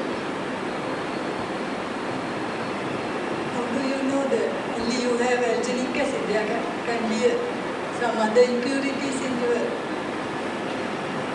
Still I am determine the properties of alginic acid. Not in the research and still... Can you figure that a very small method like TLC to see whether it is pure or not? I think I could do that. But now you clearly label those things as the alginic acid, AGA, carrageenan white. How did you do that? So if it is not clearly alginic acid, by looking at or by comparing it with the normal AGA, how did you label them as the carrageenan or as AGA or alginic acid? The end product was it can application for the it's named jelly. At the last product named jelly.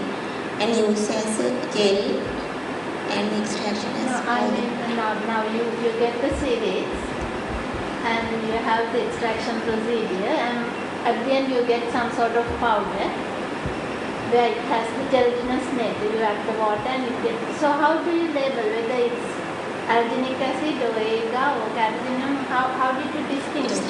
Depend on the species.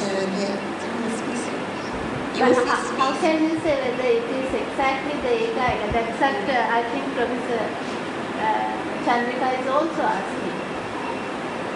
How do you The question is whether you were able to purify it properly.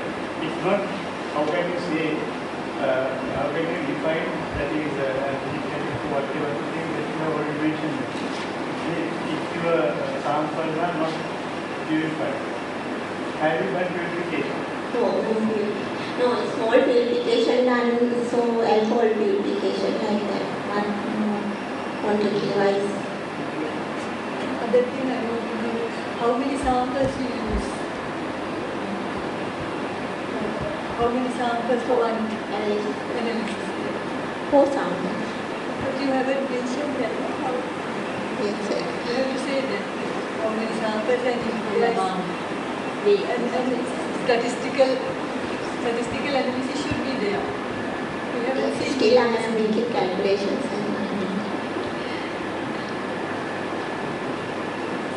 Otherwise not valid, no? Results are not valid. And the 4 is also not enough. Yeah, 4 is not enough. We have seen months. So that is the reason. Sorry? We have seen months. Yeah, but I think, well, to be open, we talk from your discussion. I think one of the supervisors is also there is giving comments that you haven't met each other, but the regular communication is really necessary. You cannot just do something and write out and say, okay, now this is for a PhD or something. I think that is where the things are lacking. Professor Ranavir, probably it's lacking communication. So you do something there and you just put forward. And what the major concern in my case is that you have done some research and you say, okay, now this is agar, this is alginic acid, but maybe it is just 1% alginic acid, all the others are impurities. How you are going to say that?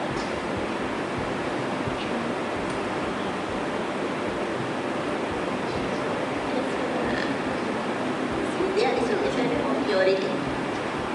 How long did you work on this project? For 2 years. This is for PhD.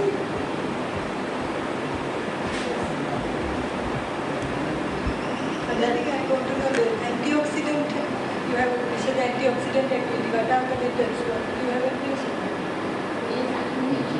Phosphomolecular method. Phosphomolecular. Yeah.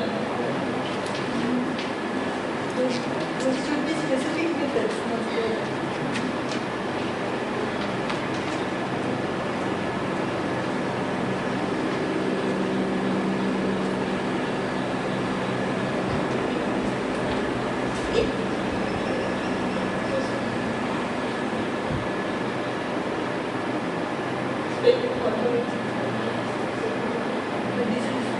This is not a specific method. You have used the now there are DPPH, ABPH, there are several antioxidants methods.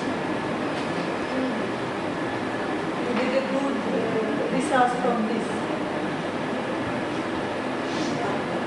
That means you have to do the specific methods.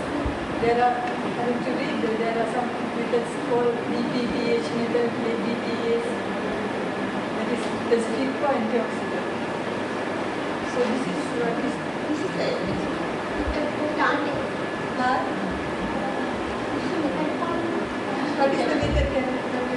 how We take metallic extracts and separate the antioxidants in bilateral infiltration. Then we put it to the phosphomolecular treatment. Right, you have to think about it.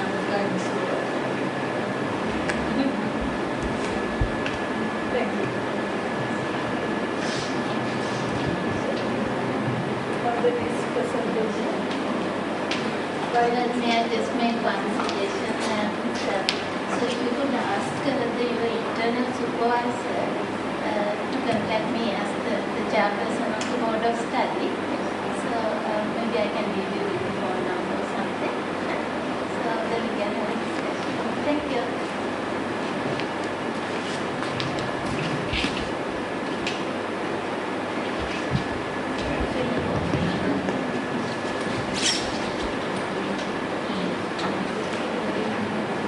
Next presentation is by Ms. R.K. Jayaratnam. She is going to present pharmacognostic studies on Jatamanasa used in Ayurveda and exploring the possibility of substituting narcotics, grandifolia with Veterinaria species recorded in Sri Lanka.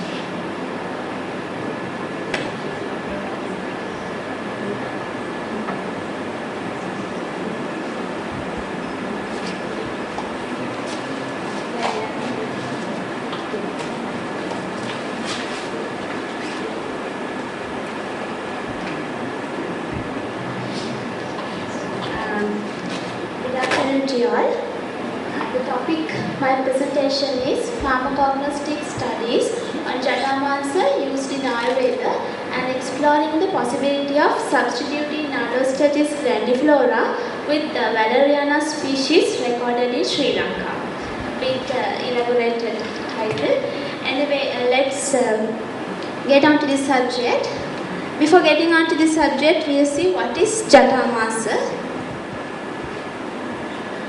In botanically, this could be introduced as Nadostatis grandiflora coming under family Valerinaceae. It is an erect perennial aromatic Indian medicinal plant with a long, stout, woody rootstock. And this is the medicinal part. This rootstock is the medicinal part of this plant which can be used as Jatamansa in Ayurveda. And of course, this has a very rich history because since ancient times, this has been used for treatment of various ailments such as epilepsy, hysteria, convulsions and so on, especially for nervous diseases. And also it is extensively used in perfumery as well because it has an ability to promote the growth of hair and its luster. Then let's have a look at the story behind this Jatamansa in Sri Lanka. As I mentioned earlier, this is an Indian plant. It is not grown in Sri Lanka. So we used to import this particular raw material from India. But unfortunately, since 1994, it is banned due to several reasons. But this Jatamansa is not rare in our local market. It is available in the market. So we got several questions like, how does this raw material come to the market? What is the raw material they sell under the name Jatamansa? And are there any substitutes for Jatamansa in our local market? So we did a preliminary survey to find out the answers for those questions. And it revealed Jatamansa enter into the market by indirect methods, and parts of a plant called Balanophora fungosa is sold under the name Jatamansa. A substitute for this Jatamansa are not found so far in Sri Lanka. Coming back to the Balanophora fungosa, it is a root parasite coming under family Balanophoraceae, and it comes in a range of earthy colors. It does not have chlorophyll and it is almost like a fungus. So it is called fungus plant. And they have a wax-like substances called balanophorin as their food reserve instead of starch. They don't have starch. And they grow in high forest areas such as Piduru Talagala, Hewa Hatta and Sripada Forest Reserve and so on. And it has become a threatened plant species in Sri Lanka according to IUCN Red List. And this is the plant they use as Jatamansa in Sri Lanka. But suitability of using this Balanophora instead of Jatamansa is not yet clinically proved. While doing these studies, we got to know that there are two Valeriana species could be grown successfully in Sri Lanka. One is Valeriana wallichii and the other one is Valeriana moonii. Both of these plants are coming under family Valerianaceae, the same family of Jataamasa, genuine raw material.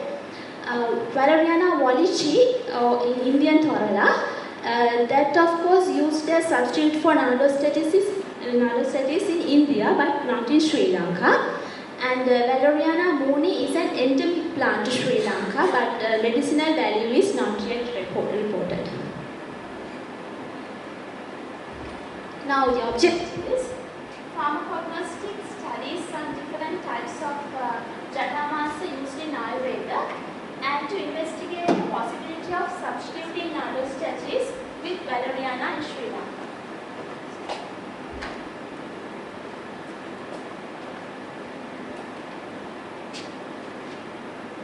Now let's move on to the methodology.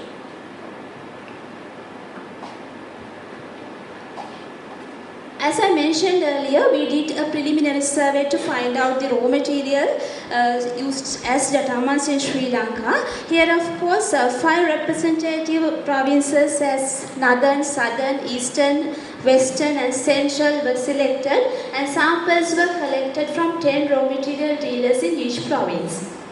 And then a common questionnaire was distributed among another 10 raw material dealers and 10 traditional Ayurvedic physicians in each province. Then collected samples were identified according to their macroscopic and organoleptic characteristics. Depending on those characteristics, they were divided into 2 groups as raw material 1 and raw material 2.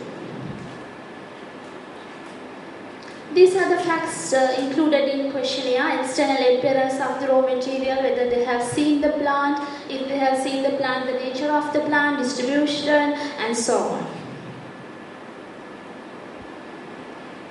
Then coming to the pharmacognostic studies, samples, genuine raw material Nardostatis samples were imported from India, and then Balniflora samples were collected from our local market, while collecting Valeriana samples from our herbal garden at Pattikula.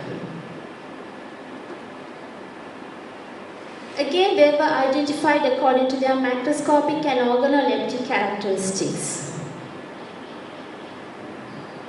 Anatomical studies were done using freehand sections, and standard staining procedures were carried out before observing them under the microscope. Powder analysis was carried out according to the standard method. And coming to the chemical part of this study, phytochemical screening was carried out using hot and cold extract as required. Alkaloids, saponins, tannins, aldehydes and ketones were tested using standard methods. Then sequential extraction was carried out to detect any similarities in chemical profiles of Nardostatis, Balniflora, Valeriana wallichii and Valeriana moonii at fractional level. Here, of course, a powdered sample was extracted with petroleum ether, ethyl acetate and methanol respectively using Sussnet apparatus. Then TLC fingerprints of 4 plants were developed for each fraction separately in different solvent systems as follows. Here PE means petroleum ether, EA ethyl acetate.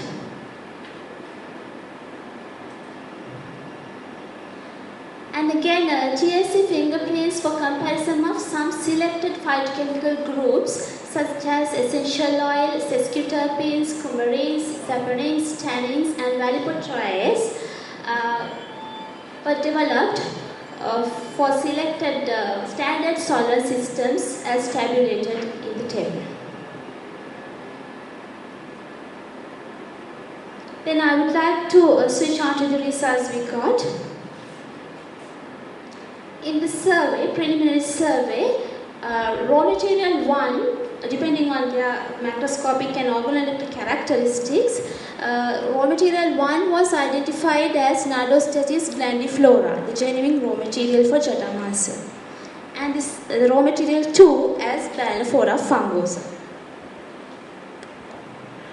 This is the graphical presentation of use of Jatamarsa in different provinces of Sri Lanka.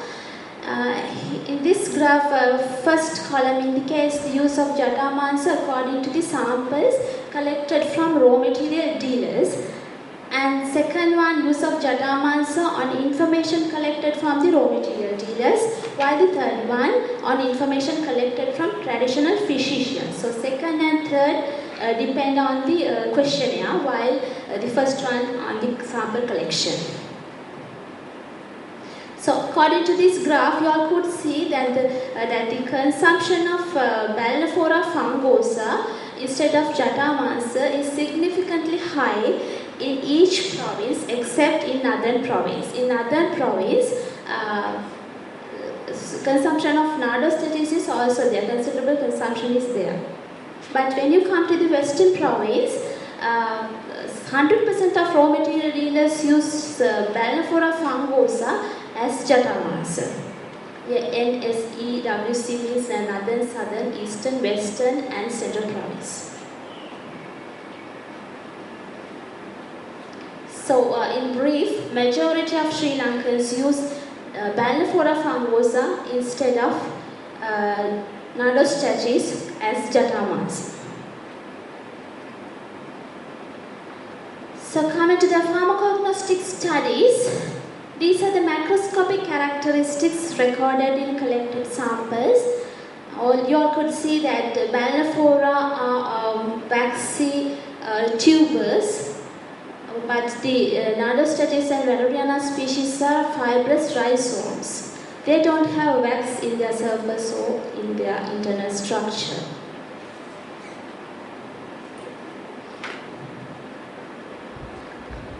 And organoleptic characteristics, that Balanophora does not have any special kind of specific order, but in other cases they are very, they have an aromatic order.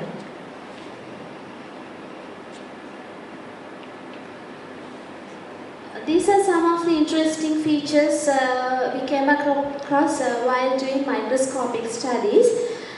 Here, of course, when you take cross-sections of Nardostatis, you could get more than single cork layer in their TS, but in other cases they have only single cork layer. In Balanophora, in addition to the cork layer, they have another cell layer called wart cell layer on their outer surface. Coming to the cortex, in Nardostatis, cortex is fragmented due to the presence of more than single cork ring. Others are not fragmented like that, and oil globules are abundant in all cases.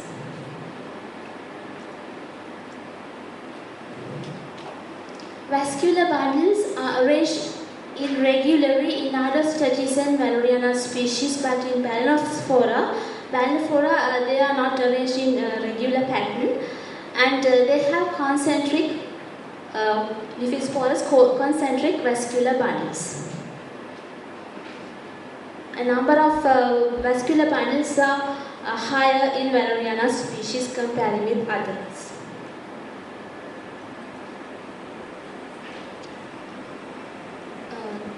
In Nardostatis, they have a necrotic peak and stellate shape. They have stellate shaped peak, but in other cases you won't get stellate shaped peak.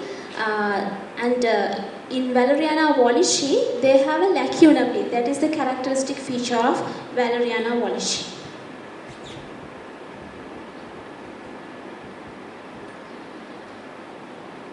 Under the powder analysis, again, Balanophora doesn't have a special kind of order, but in other cases they have very specific order.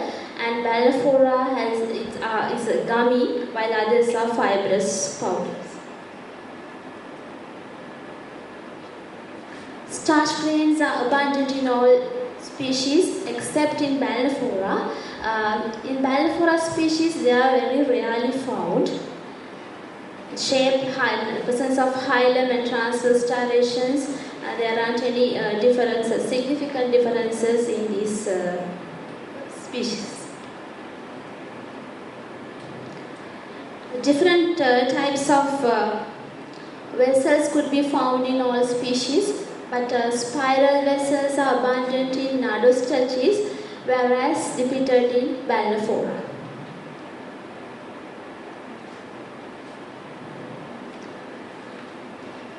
Under the phytochemical screening, it indicated the presence of alkaloids, saponins, tannins, aldehyde and ketones in all 4 species.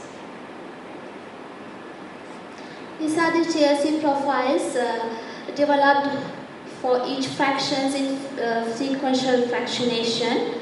Petroleum, first one petroleum ether, second one for ethyl acetate, and the third one for methanol.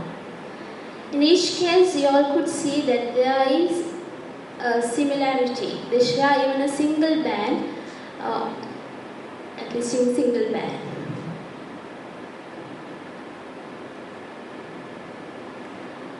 These are the TLC profiles developed for selected phytochemical groups such as essential oil, sesquiterpenes, coumarins, saponins, tannins, and valproates. Again, they show a kind of similarity, but some of these bands might be not clear in these photographs. So if I were to put all what I have done so far in a nutshell, Nardostachys grandiflora, Balaphora fungosa, Valeriana mooney and Valeriana wallichi exhibit similarities in their preliminary TLC screening, although they are different in anatomy and morphology. And I hope to extract of oil of these Nardostachys, Balaphora and Valeriana species and explore the possibility of substituting Nardostachys with Valeriana species by comparing TLC profiles for my further studies.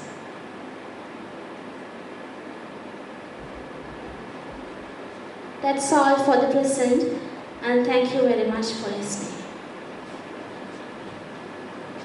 Thank you. Now the presentation is open for discussion.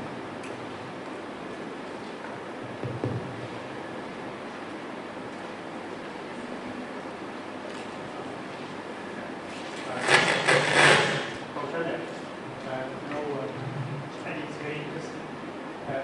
Now throughout the country, several species are used, considering that data market. Yes. Several species means one is Balaphora fungosa, and there's another species which I have not mentioned here called Jata makute. If you want to get Jata masa from the market, we will have to ask for Jata makute. But Jata makute is something else. Yes, it is coming under family Ophidaceae. Picangeria macra. That is totally very different one. Here, of course, they use Balaphora fungosa instead of Jata. The genuine Jata is Nardostachys band. Now, when it comes you are when you substitute this, looking for substitution, right? Yeah. Substitution. I think this thing is not the differences in morphology, but the biochemistry, similarities between biochemistry. So if we go into detail, say to TLC or maybe even further with some other chromatographic methods, then you can recommend them very perfectly. Second thing also, you can get some information from practitioners as to why they use that instead of the other one. Even if there are similarities also, if the purpose is served, I think then you also can recommend that take in consideration for recommendation. That is what I think.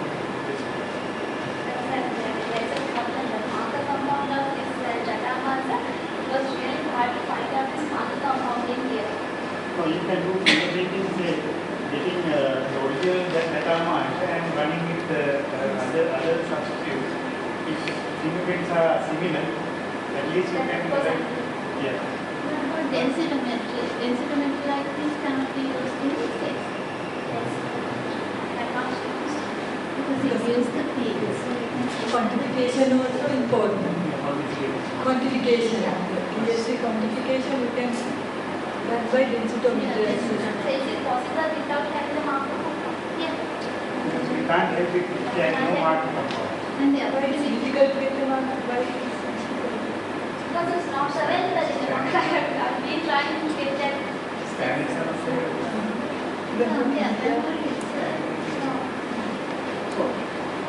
Fingerprinting and And on the other hand, it's like the serpentine alkaloid, it's a group of compounds. It's a group, yeah. So you cannot just conclude anything just by comparing the groups. Maybe within the group, the compound is exactly totally different. So by giving any conclusion in your thesis with the group, won't support for any conclusion. Yes, I have done it. Done those experiments for standard pharmacognostic studies. We have to done those. No, it's okay. What we are saying is that just in future, it's the other way to run. Do you have any idea of active compound? What is the active compound? Yeah, active compound is a compound called Jadamelson. It's coming under sesquiterpene. That is the marker compound of this molecule.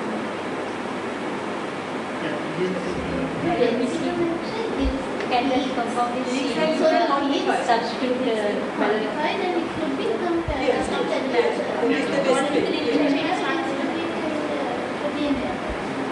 Yeah, there is a densitometer at the DNA. Achala has been using. I didn't know that without having the marker compound, it is possible. No, it is ideal if you have the But marker still you compound. try. Because it's not just one plant that you are comparing, it's a group of plants. At least you get the extraction from one and compare through the densitometry the other things. So then you get some sort of peaks and then you can compare at least up to a certain. If it is only one plant you have to go for markers. But if you have many plants, you can compare the other plant. Yeah, you have already 4 plants. The Valeria, Navis and the child.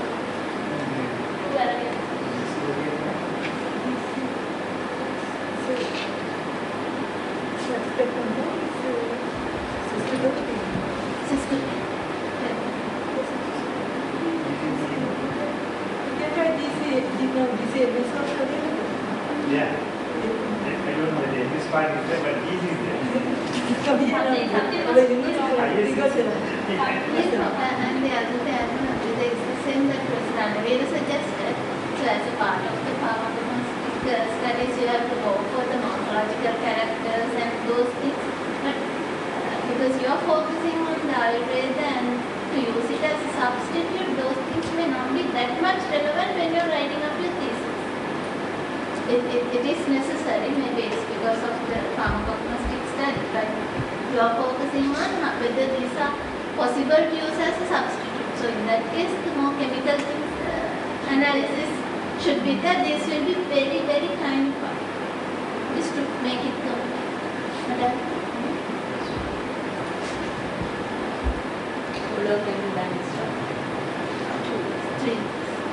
More than 3 years. How many in the 3 years? By the end of this year, I have to finish. It's 3 years, no? We have requested for the 4th or the 5th.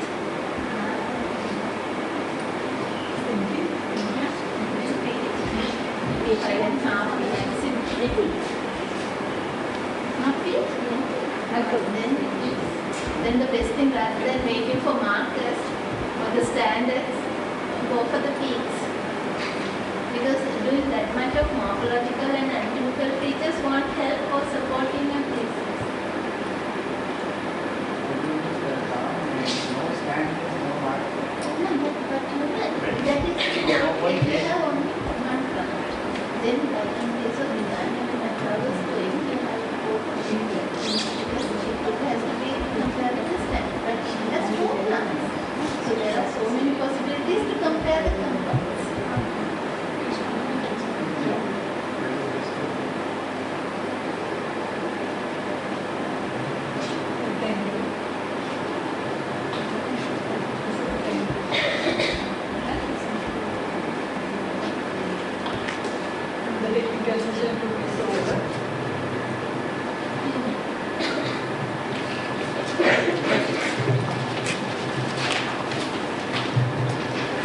Thank you very much. I really would like to thank Dr. Sarananda as well as Professor Chandrika for chairing the two sessions. And I really suppose that although the reviewers are not here, all the research students have got some sort of constructive comments where you can improve the quality of your research, or to have more regular meetings with your supervisors where the loopholes are, where you can improve the things. And thank you very much for all of you. And again, I would like to thank both the chairpersons, Dr. Sarananda, who really came all the way from Kandy, as well as Dr. Professor Chandrika. Let's put our hands together to thank the chairpersons. And thank you very much for the presenters as well, and for those the audience. And the lunch is served outside, so we'll enjoy the lunch and be here by. So maybe 1:15 we could gather again.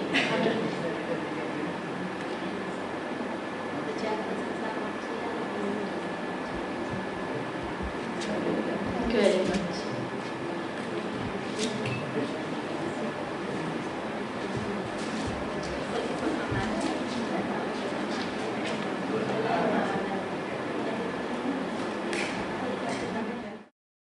I kindly invite Professor S. Ekanayaka, Head of the Department of Biochemistry, Faculty of Medical Sciences, University of Sri Jayawardhanapura, to chair the session 3.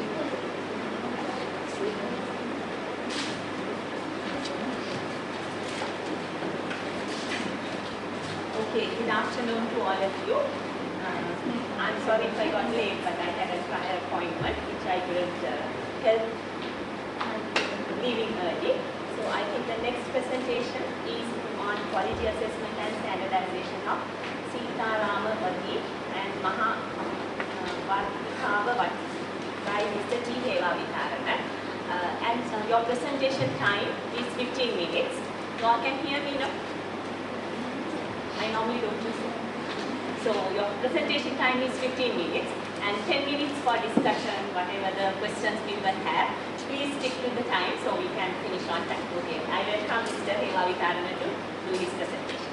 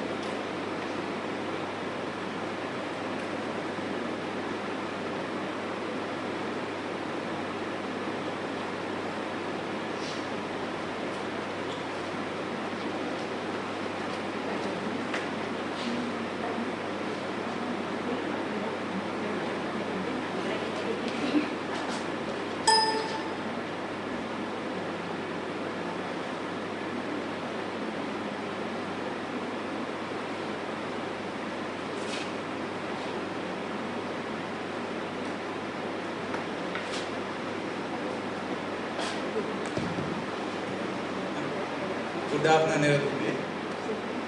My presentation is quality assessment and standardization of Sitharama Vati and Mahavartikava Vati.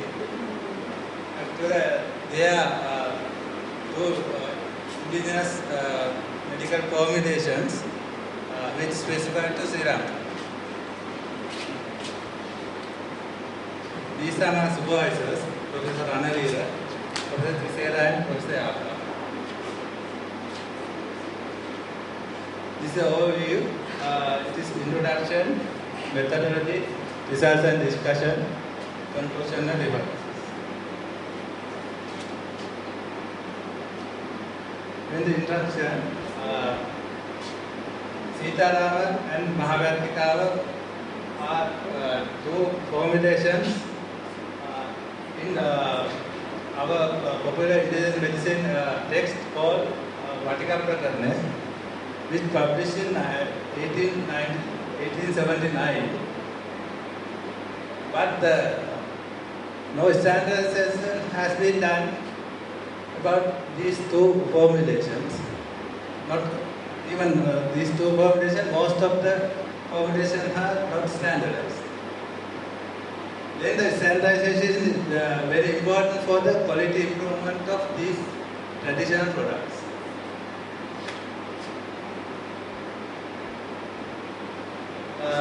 When we go to the literature, two basic research have been done on Sitaram. Actually, one is about the volume, the weight of the pill, and other one is about basic pH. Then no published research on Mahavartika. When we talk about Sitaram, it contains 28 herbals, 9 minerals. That is a herbal mineral formula. The other one, it's a Mahavartika, that is polyherbal preparation which contains 29 herbals.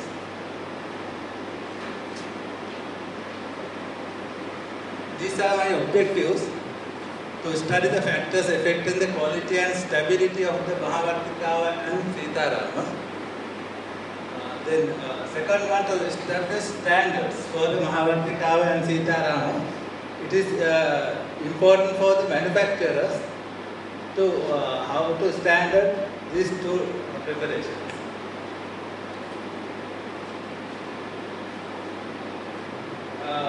It's a methodology. 3 batches of the 2 drugs were prepared in 3 seasons of year to remove the seasonal changes of fresh drugs. When we prepare these drugs, we use fresh drugs. The chemical constitutions of the some trees can be changed within the seasons. Then 5 market samples are purchased from the open market. In the prepared samples, I have named as S0 for Sitarama, V0 for Vartika. Then for S1, S2, S3, S4, S5 for commercial sample of Sitarama, and V1 to V5 for commercial sample of Vartika. Then Sitarama, that is the formulation.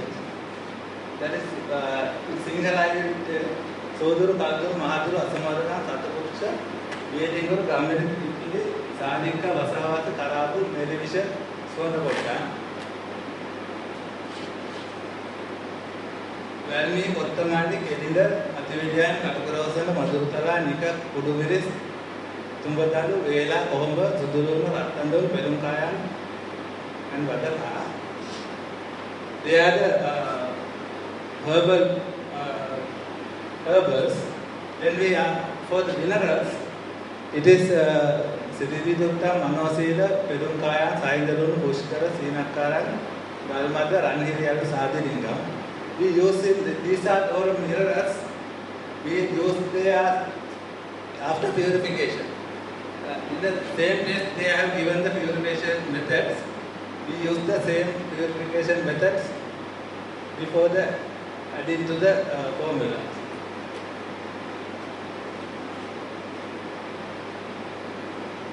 Then grounds after powdering these raw materials, we ground 7 days using following liquids: use of folic acid, use of neem leaves, use of Indian private, use of sour orange, use of ginger, neem oil and ghee.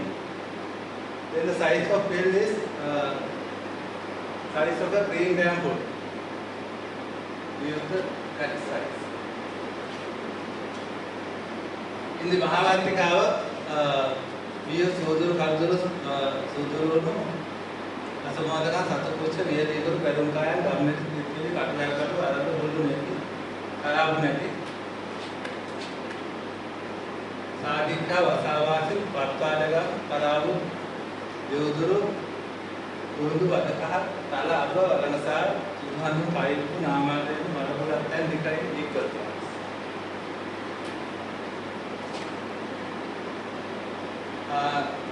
The preparation method, grout using the following liquids: use of betel leaves, use of ginger liver, use of fresh ginger, bee sun. Size of well early as size of green bamboo.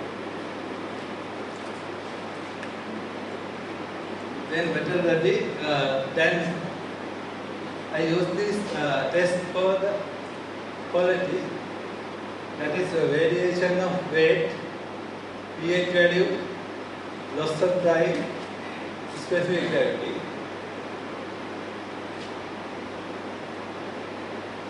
Then hexane extraction, dichloromethane extraction, ethyl acetate extraction, methanol extraction, heavy metal analysis, cadmium red, mercury and arsenic. Then distillation time for the film, then friability percentage, then the hardness of the film. Then test for purity, I use that ash content, acid insoluble ash content, crude fiber, in-week test, microbial count, and the aflatoxin content. Then the test for identities, I use ELC profile, UV spectrophotometry, then HPLC fingerprint, basic fingerprints. Then SPSS statistical packages used for the data analysis at the level of 0.05, mean calculated. Compare mean using one-way ANOVA followed by Dunning t-test. Then prepared sample size is 9, commercial sample size is 3.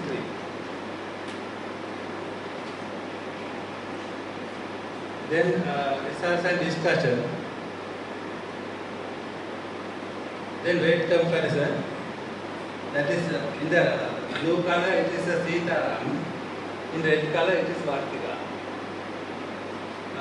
In the 10 field weight I have taken, and the percentages are here.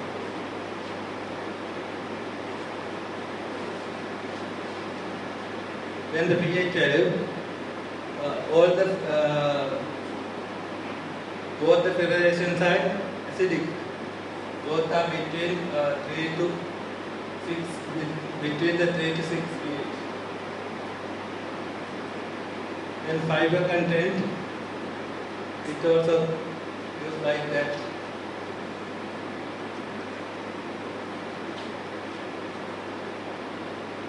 Then loss of drying, we have that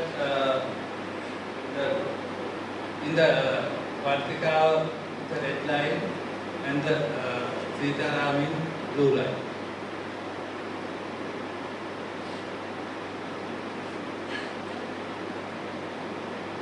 Then we go to the ash content. Ash content also the same manner. You can see that in the V0 and S0, the beginning, and the commercial samples S1 V1, S2 V2, 3 V3, so on.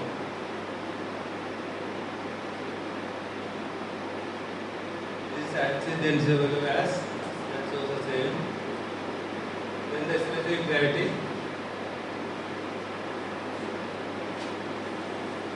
Then the disintegration time.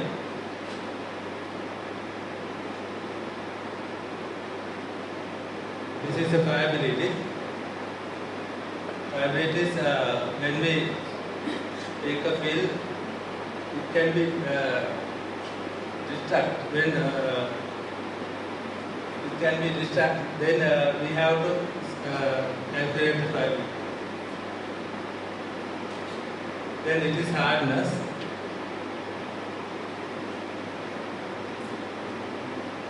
This is the hexane extractor value. We can see that in the blue line, that hexane extraction, we have the higher number. In the our preparation sample, because that we use oil, then it is extracted in hexane and we have the higher number. But in commercial samples, we use less oils and it may be caused for the lesser hexane extraction percentages. It is dichloromethane percentage. It is ethyl acetate percentage.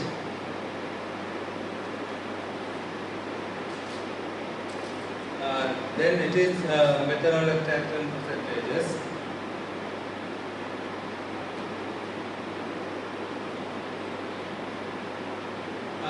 Now it is this is the after statistical analysis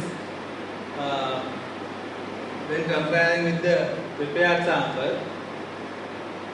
S2, S3 and S4 are significantly different when comparing the weight of film. Then when comparing the pH, S4 and S5 is significantly different. When comparing the fiber content, S1, S2, S3 and S4, all except X5, others are different. With the loss of drying, there are no significant difference. The ash content also first three are significantly different. The acid insoluble ash content no different.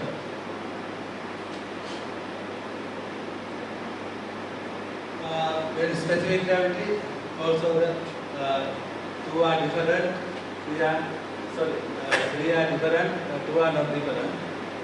In disintegration type also same.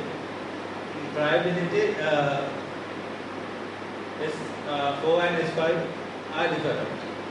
In the hardness, case of hardness, they are not different.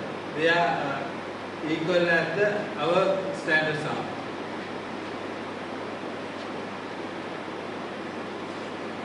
In the Vatke tower also we can see first one is different in weight, not different, others are different. With the fiber content, they are not significantly different in all. And the acid insoluble ash also, there are no difference between the commercial samples and the standard, our prepared samples. When we go to the specific gravity, also the results. In the hardness, they are not difference when compared with our prepared sample. When we go to the this THC profile, we can see that I use that this is exchange extraction of Sitara and the exchange extraction of Mahavarsikara. I use that toluene ethyl acetate 9:1 as the solvent system. In this dichloromethane extract, we can see that first one is that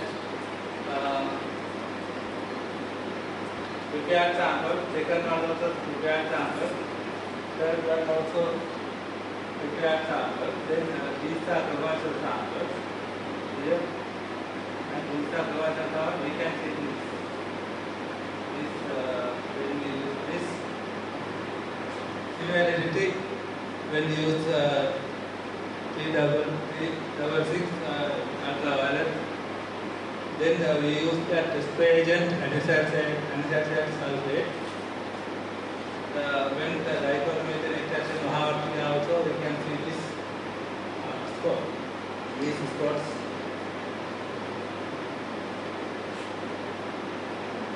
When we use that ethyl acetate extraction, this also we can see this preparation.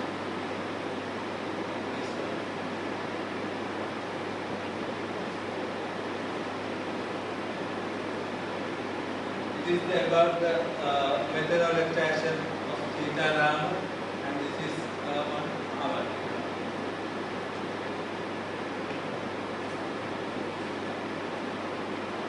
When we use that spectrophotometry, this is the prepared sample of the Sitaram. These are all the commercial samples are the spectrum. When we use the spectrophotometry, the commercial samples also gave the same spectrum.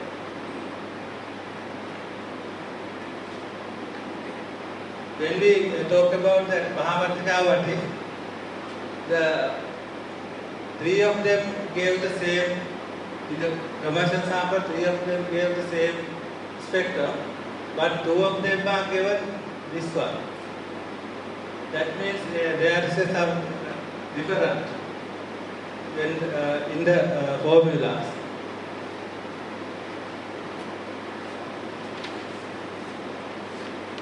Then it is conclusions, then weight variations, pH, fiber content, loss of dry, ash content, acid, insoluble ash content percentage, DT, vibratory hardness, KLC fingerprints, and spectrophotometric measurements can be used for the standardization. Then we can publish standards for these two medicinal preparators.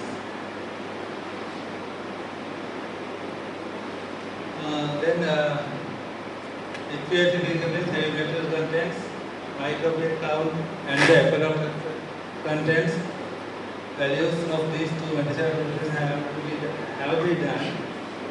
These data have to be analyzed. These are my references. Thank you. I hope you see.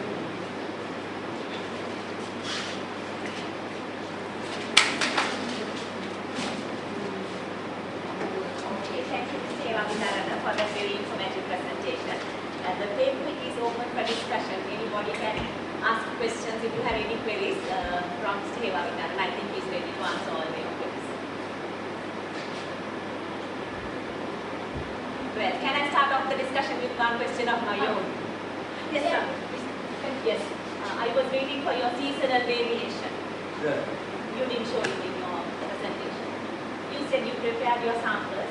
Yes. Using samples from 3 different seasons. Yes. But wasn't there any difference in the samples? Actually, in the HPLC, we can see the difference. But in other, there is no special difference. What do you mean by other? The pH and all the other? Yeah. Then in those tests, I take as a one day. The 3 samples take as a one. Then compare with the others. Any other questions? Yes, sir. I have this. It's just a comment. I think this one is 0, S1 is 2, what are those? It's different samples, is it? No, S1 and V0, they are prepared samples. Then S1, S2, S3, S4, S5 are the commercial samples. Okay. So in that case, so you put the line diagrams to compare all these things. Yes. It's not really right. So because if you are putting a line, the graph, you are going to just connect all the points. So it's a continuation. It should be like if you have done the same sample, analyzed 1 week, after 2 weeks, so the same sample you are continuing. So you can use the line graph. But if it is entirely different ones, you have to put the bar chart. So then only you can compare the results. So that was one problem that when looking at the results, so it really misleads the audience maybe. And it's just again a comment that I found that the most suitable method may be the HPLC or the spectrophotometry. Not any other thing to compare the samples if you are going to use it as a standard. Is it? So you have enough with HPLC, but because we running through all possible analysis, including HPLC and all. But HPLC will give us more details and more. Yeah, I think that will be the most suitable or the only method that could be used for standard or HPLC for fingerprints and also chemicals.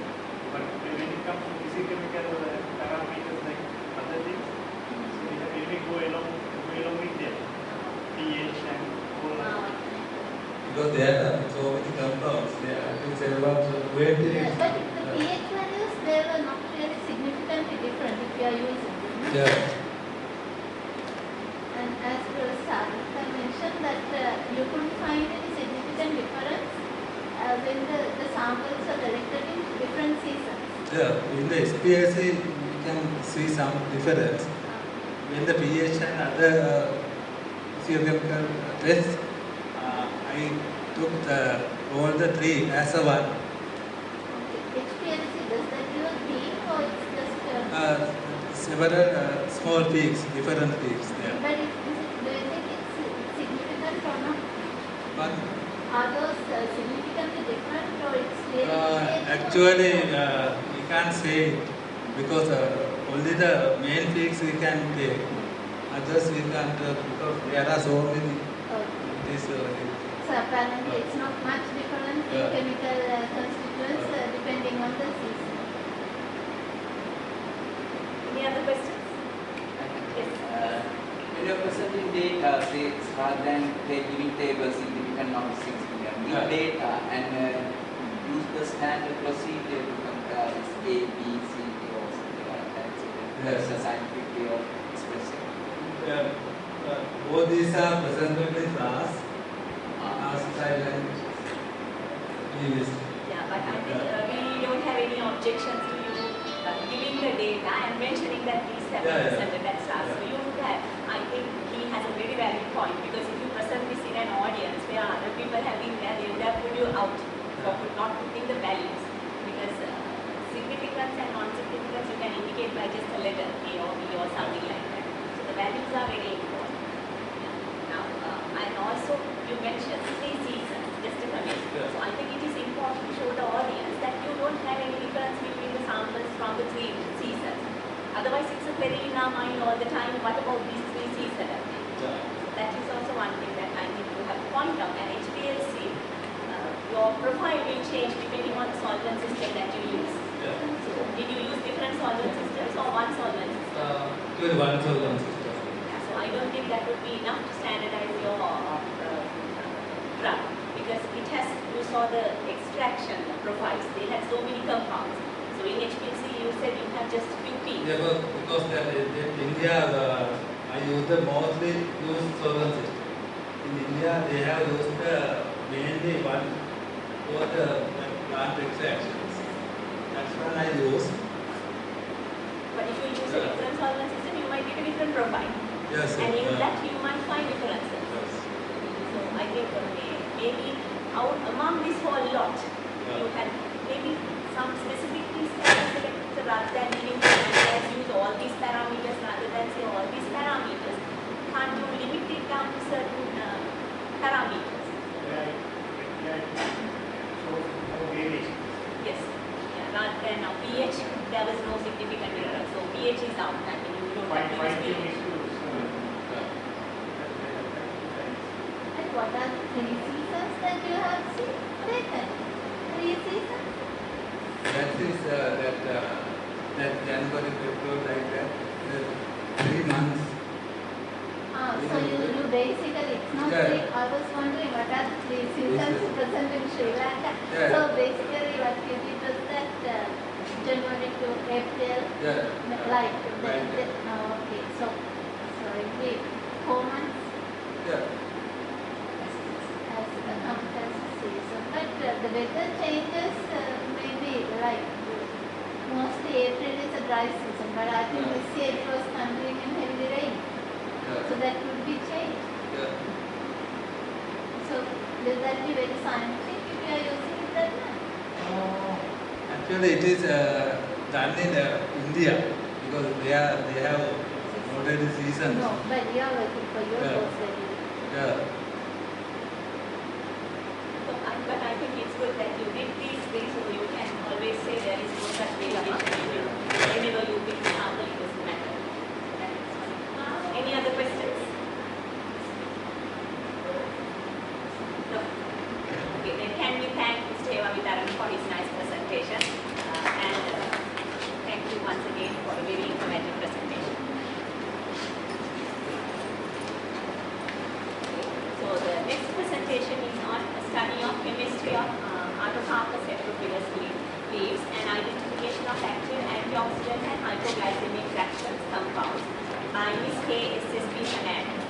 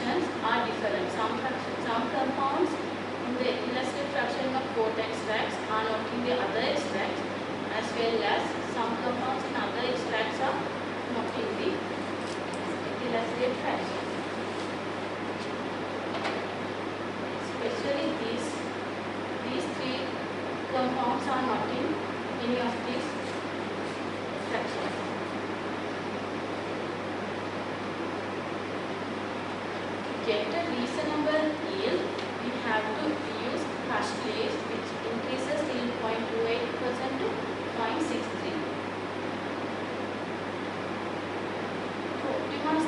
extraction, the water extract was partitioned to ethyl acetate 7 times using equal amount of ethyl acetate, and the grades of each fraction was taken separately. In here, this diagram shows that by the fourth extraction, we can extract 86% of all things which comes to the ethyl acetate. So we can stick only to the fourth extraction. So biological activity, we have the ethyl acetate fraction of water extract are fractionated by chromatography on Cephalex SH20, and 5 fractions were obtained using following solvent systems. The reproducibility was checked by the TSC patterns and the weights of each fraction.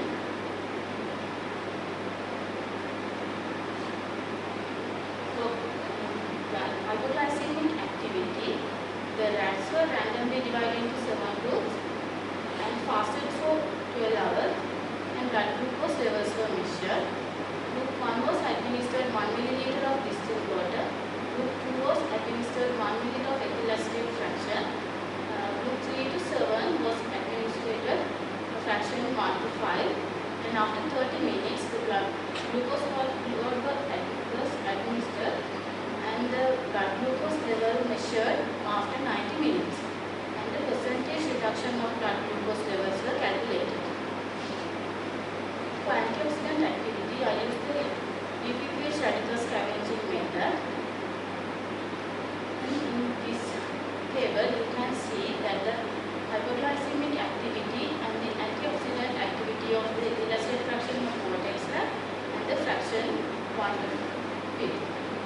The most maximum activity has shown by the fraction 3, the hypoglycemic activity by fraction 3, and the antioxidant activity by the fraction 4.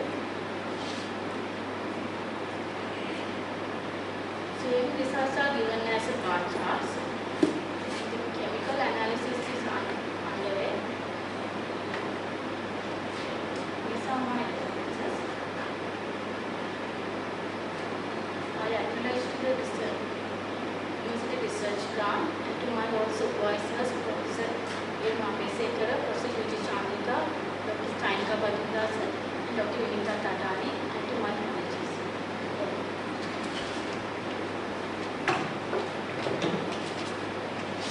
Okay, thank you, Fernando. The paper is open for discussion, so if you have any clarifications, any comments, or any questions, or anything to say to improve the study, you are welcome to ask Ms. Fernando or tell Mr. Fernando. Ms. Fernando. I'm sorry, I was not inside the audience, so I did miss almost missed your presentation.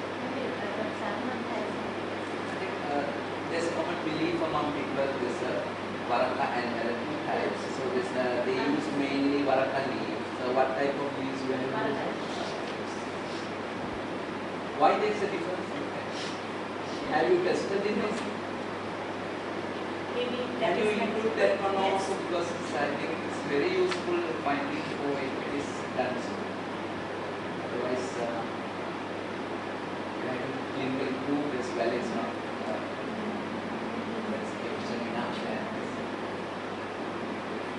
Just to do a extraction and run your TAC and compare it. So by that you can say whether what is missing in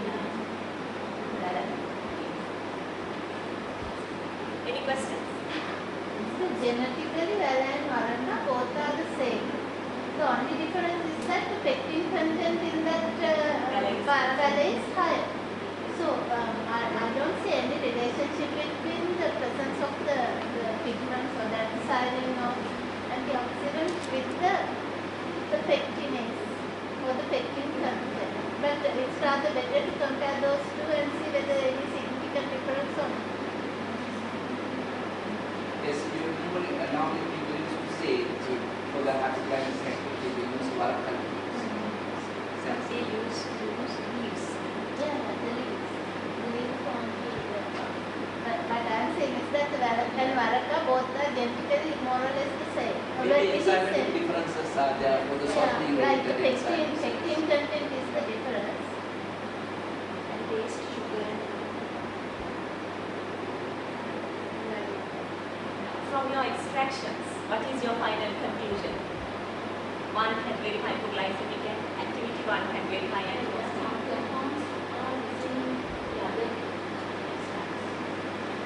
But what can you say? If you want to use this as a treatment option, what can you say?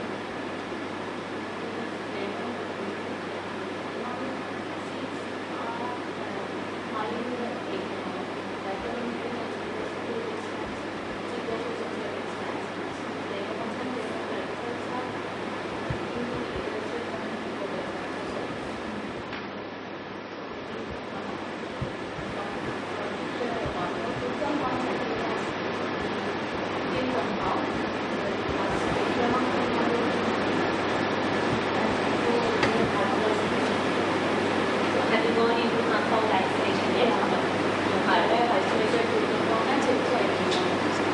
you tested the hypoglycemia activity of these two specific compounds? Still no. And that you do. I think it would have been better if you had tested them and sent them for yourself. But my research is the chemistry and so that's why I say One might have activity, other might not have activity. What about antioxidant activity?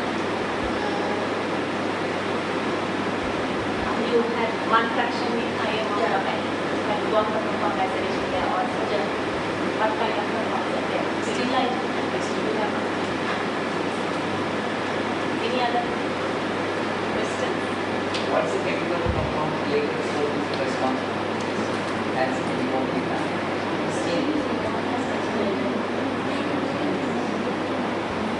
I think there are few studies going on in Sri Lanka. One is at Rangama University. They have a field on some different things.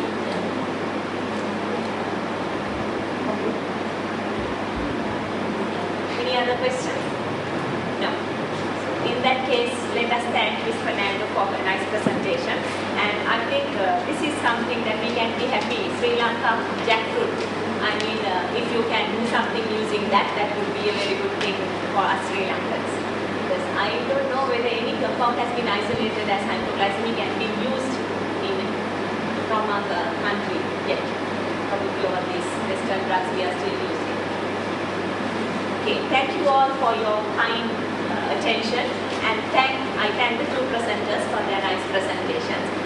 And I think this ends the technical session 3 and the presentation for today. Thank you all.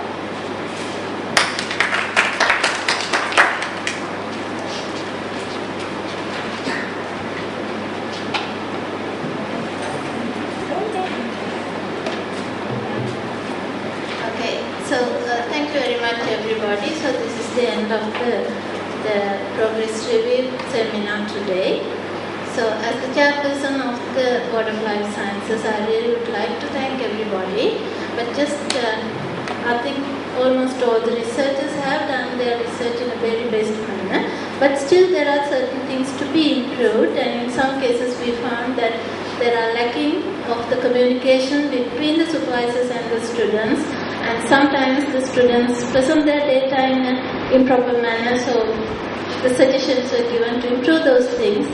And also, if the things are deviating and writing up things, that you still have time to improve your research. And also, I really would like to thank all the research students who were seated here since morning, because the next time, it is your time that you are going to present here, and for sure you are learned so many things to improve your own presentations. From my side, I myself thought that it's rather better to give outline for your presentation, so that we know how much you have done and how far you have done and how many years you have left with in your writing. And just a little bit comment for some of the academics, I think. This is not something my personal or the graduate faculty work, it's the Life Sciences Board. We as a board, we as a board members, I really appreciate some of them were here since morning, and especially for the juniors. Well, always as I mentioned, if something is there, it's not that you want students' presentation to be here. So it's always good to give the suggestions for the others as well. So it's always good that if you are here since morning because it was certain things, even we need not to be the biologist, no need to be the chemist, no need to be any other person, but just looking at being researchers, being postgraduate holders, you can always give good suggestions and comments.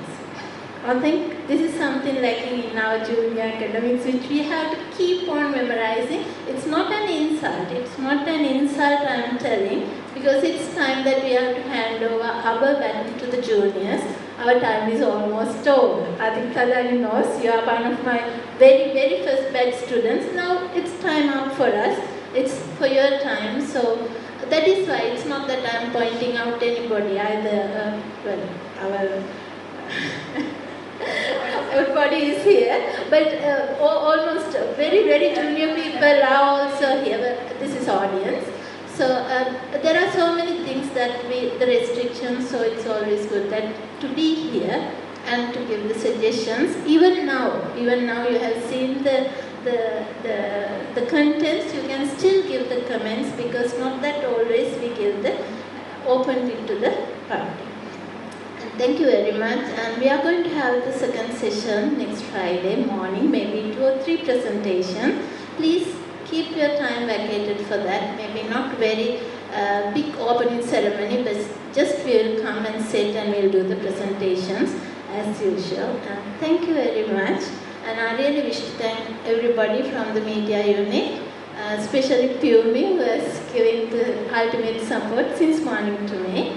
And also everybody, the academic and the non-academic staff from the graduate faculty as well. And also special, very, very special thanks to all 3 chairpersons who have given their suggestions, the patience to be here since morning, and all the support granted to improve our quality of the research of the graduate study students. And thank you very much.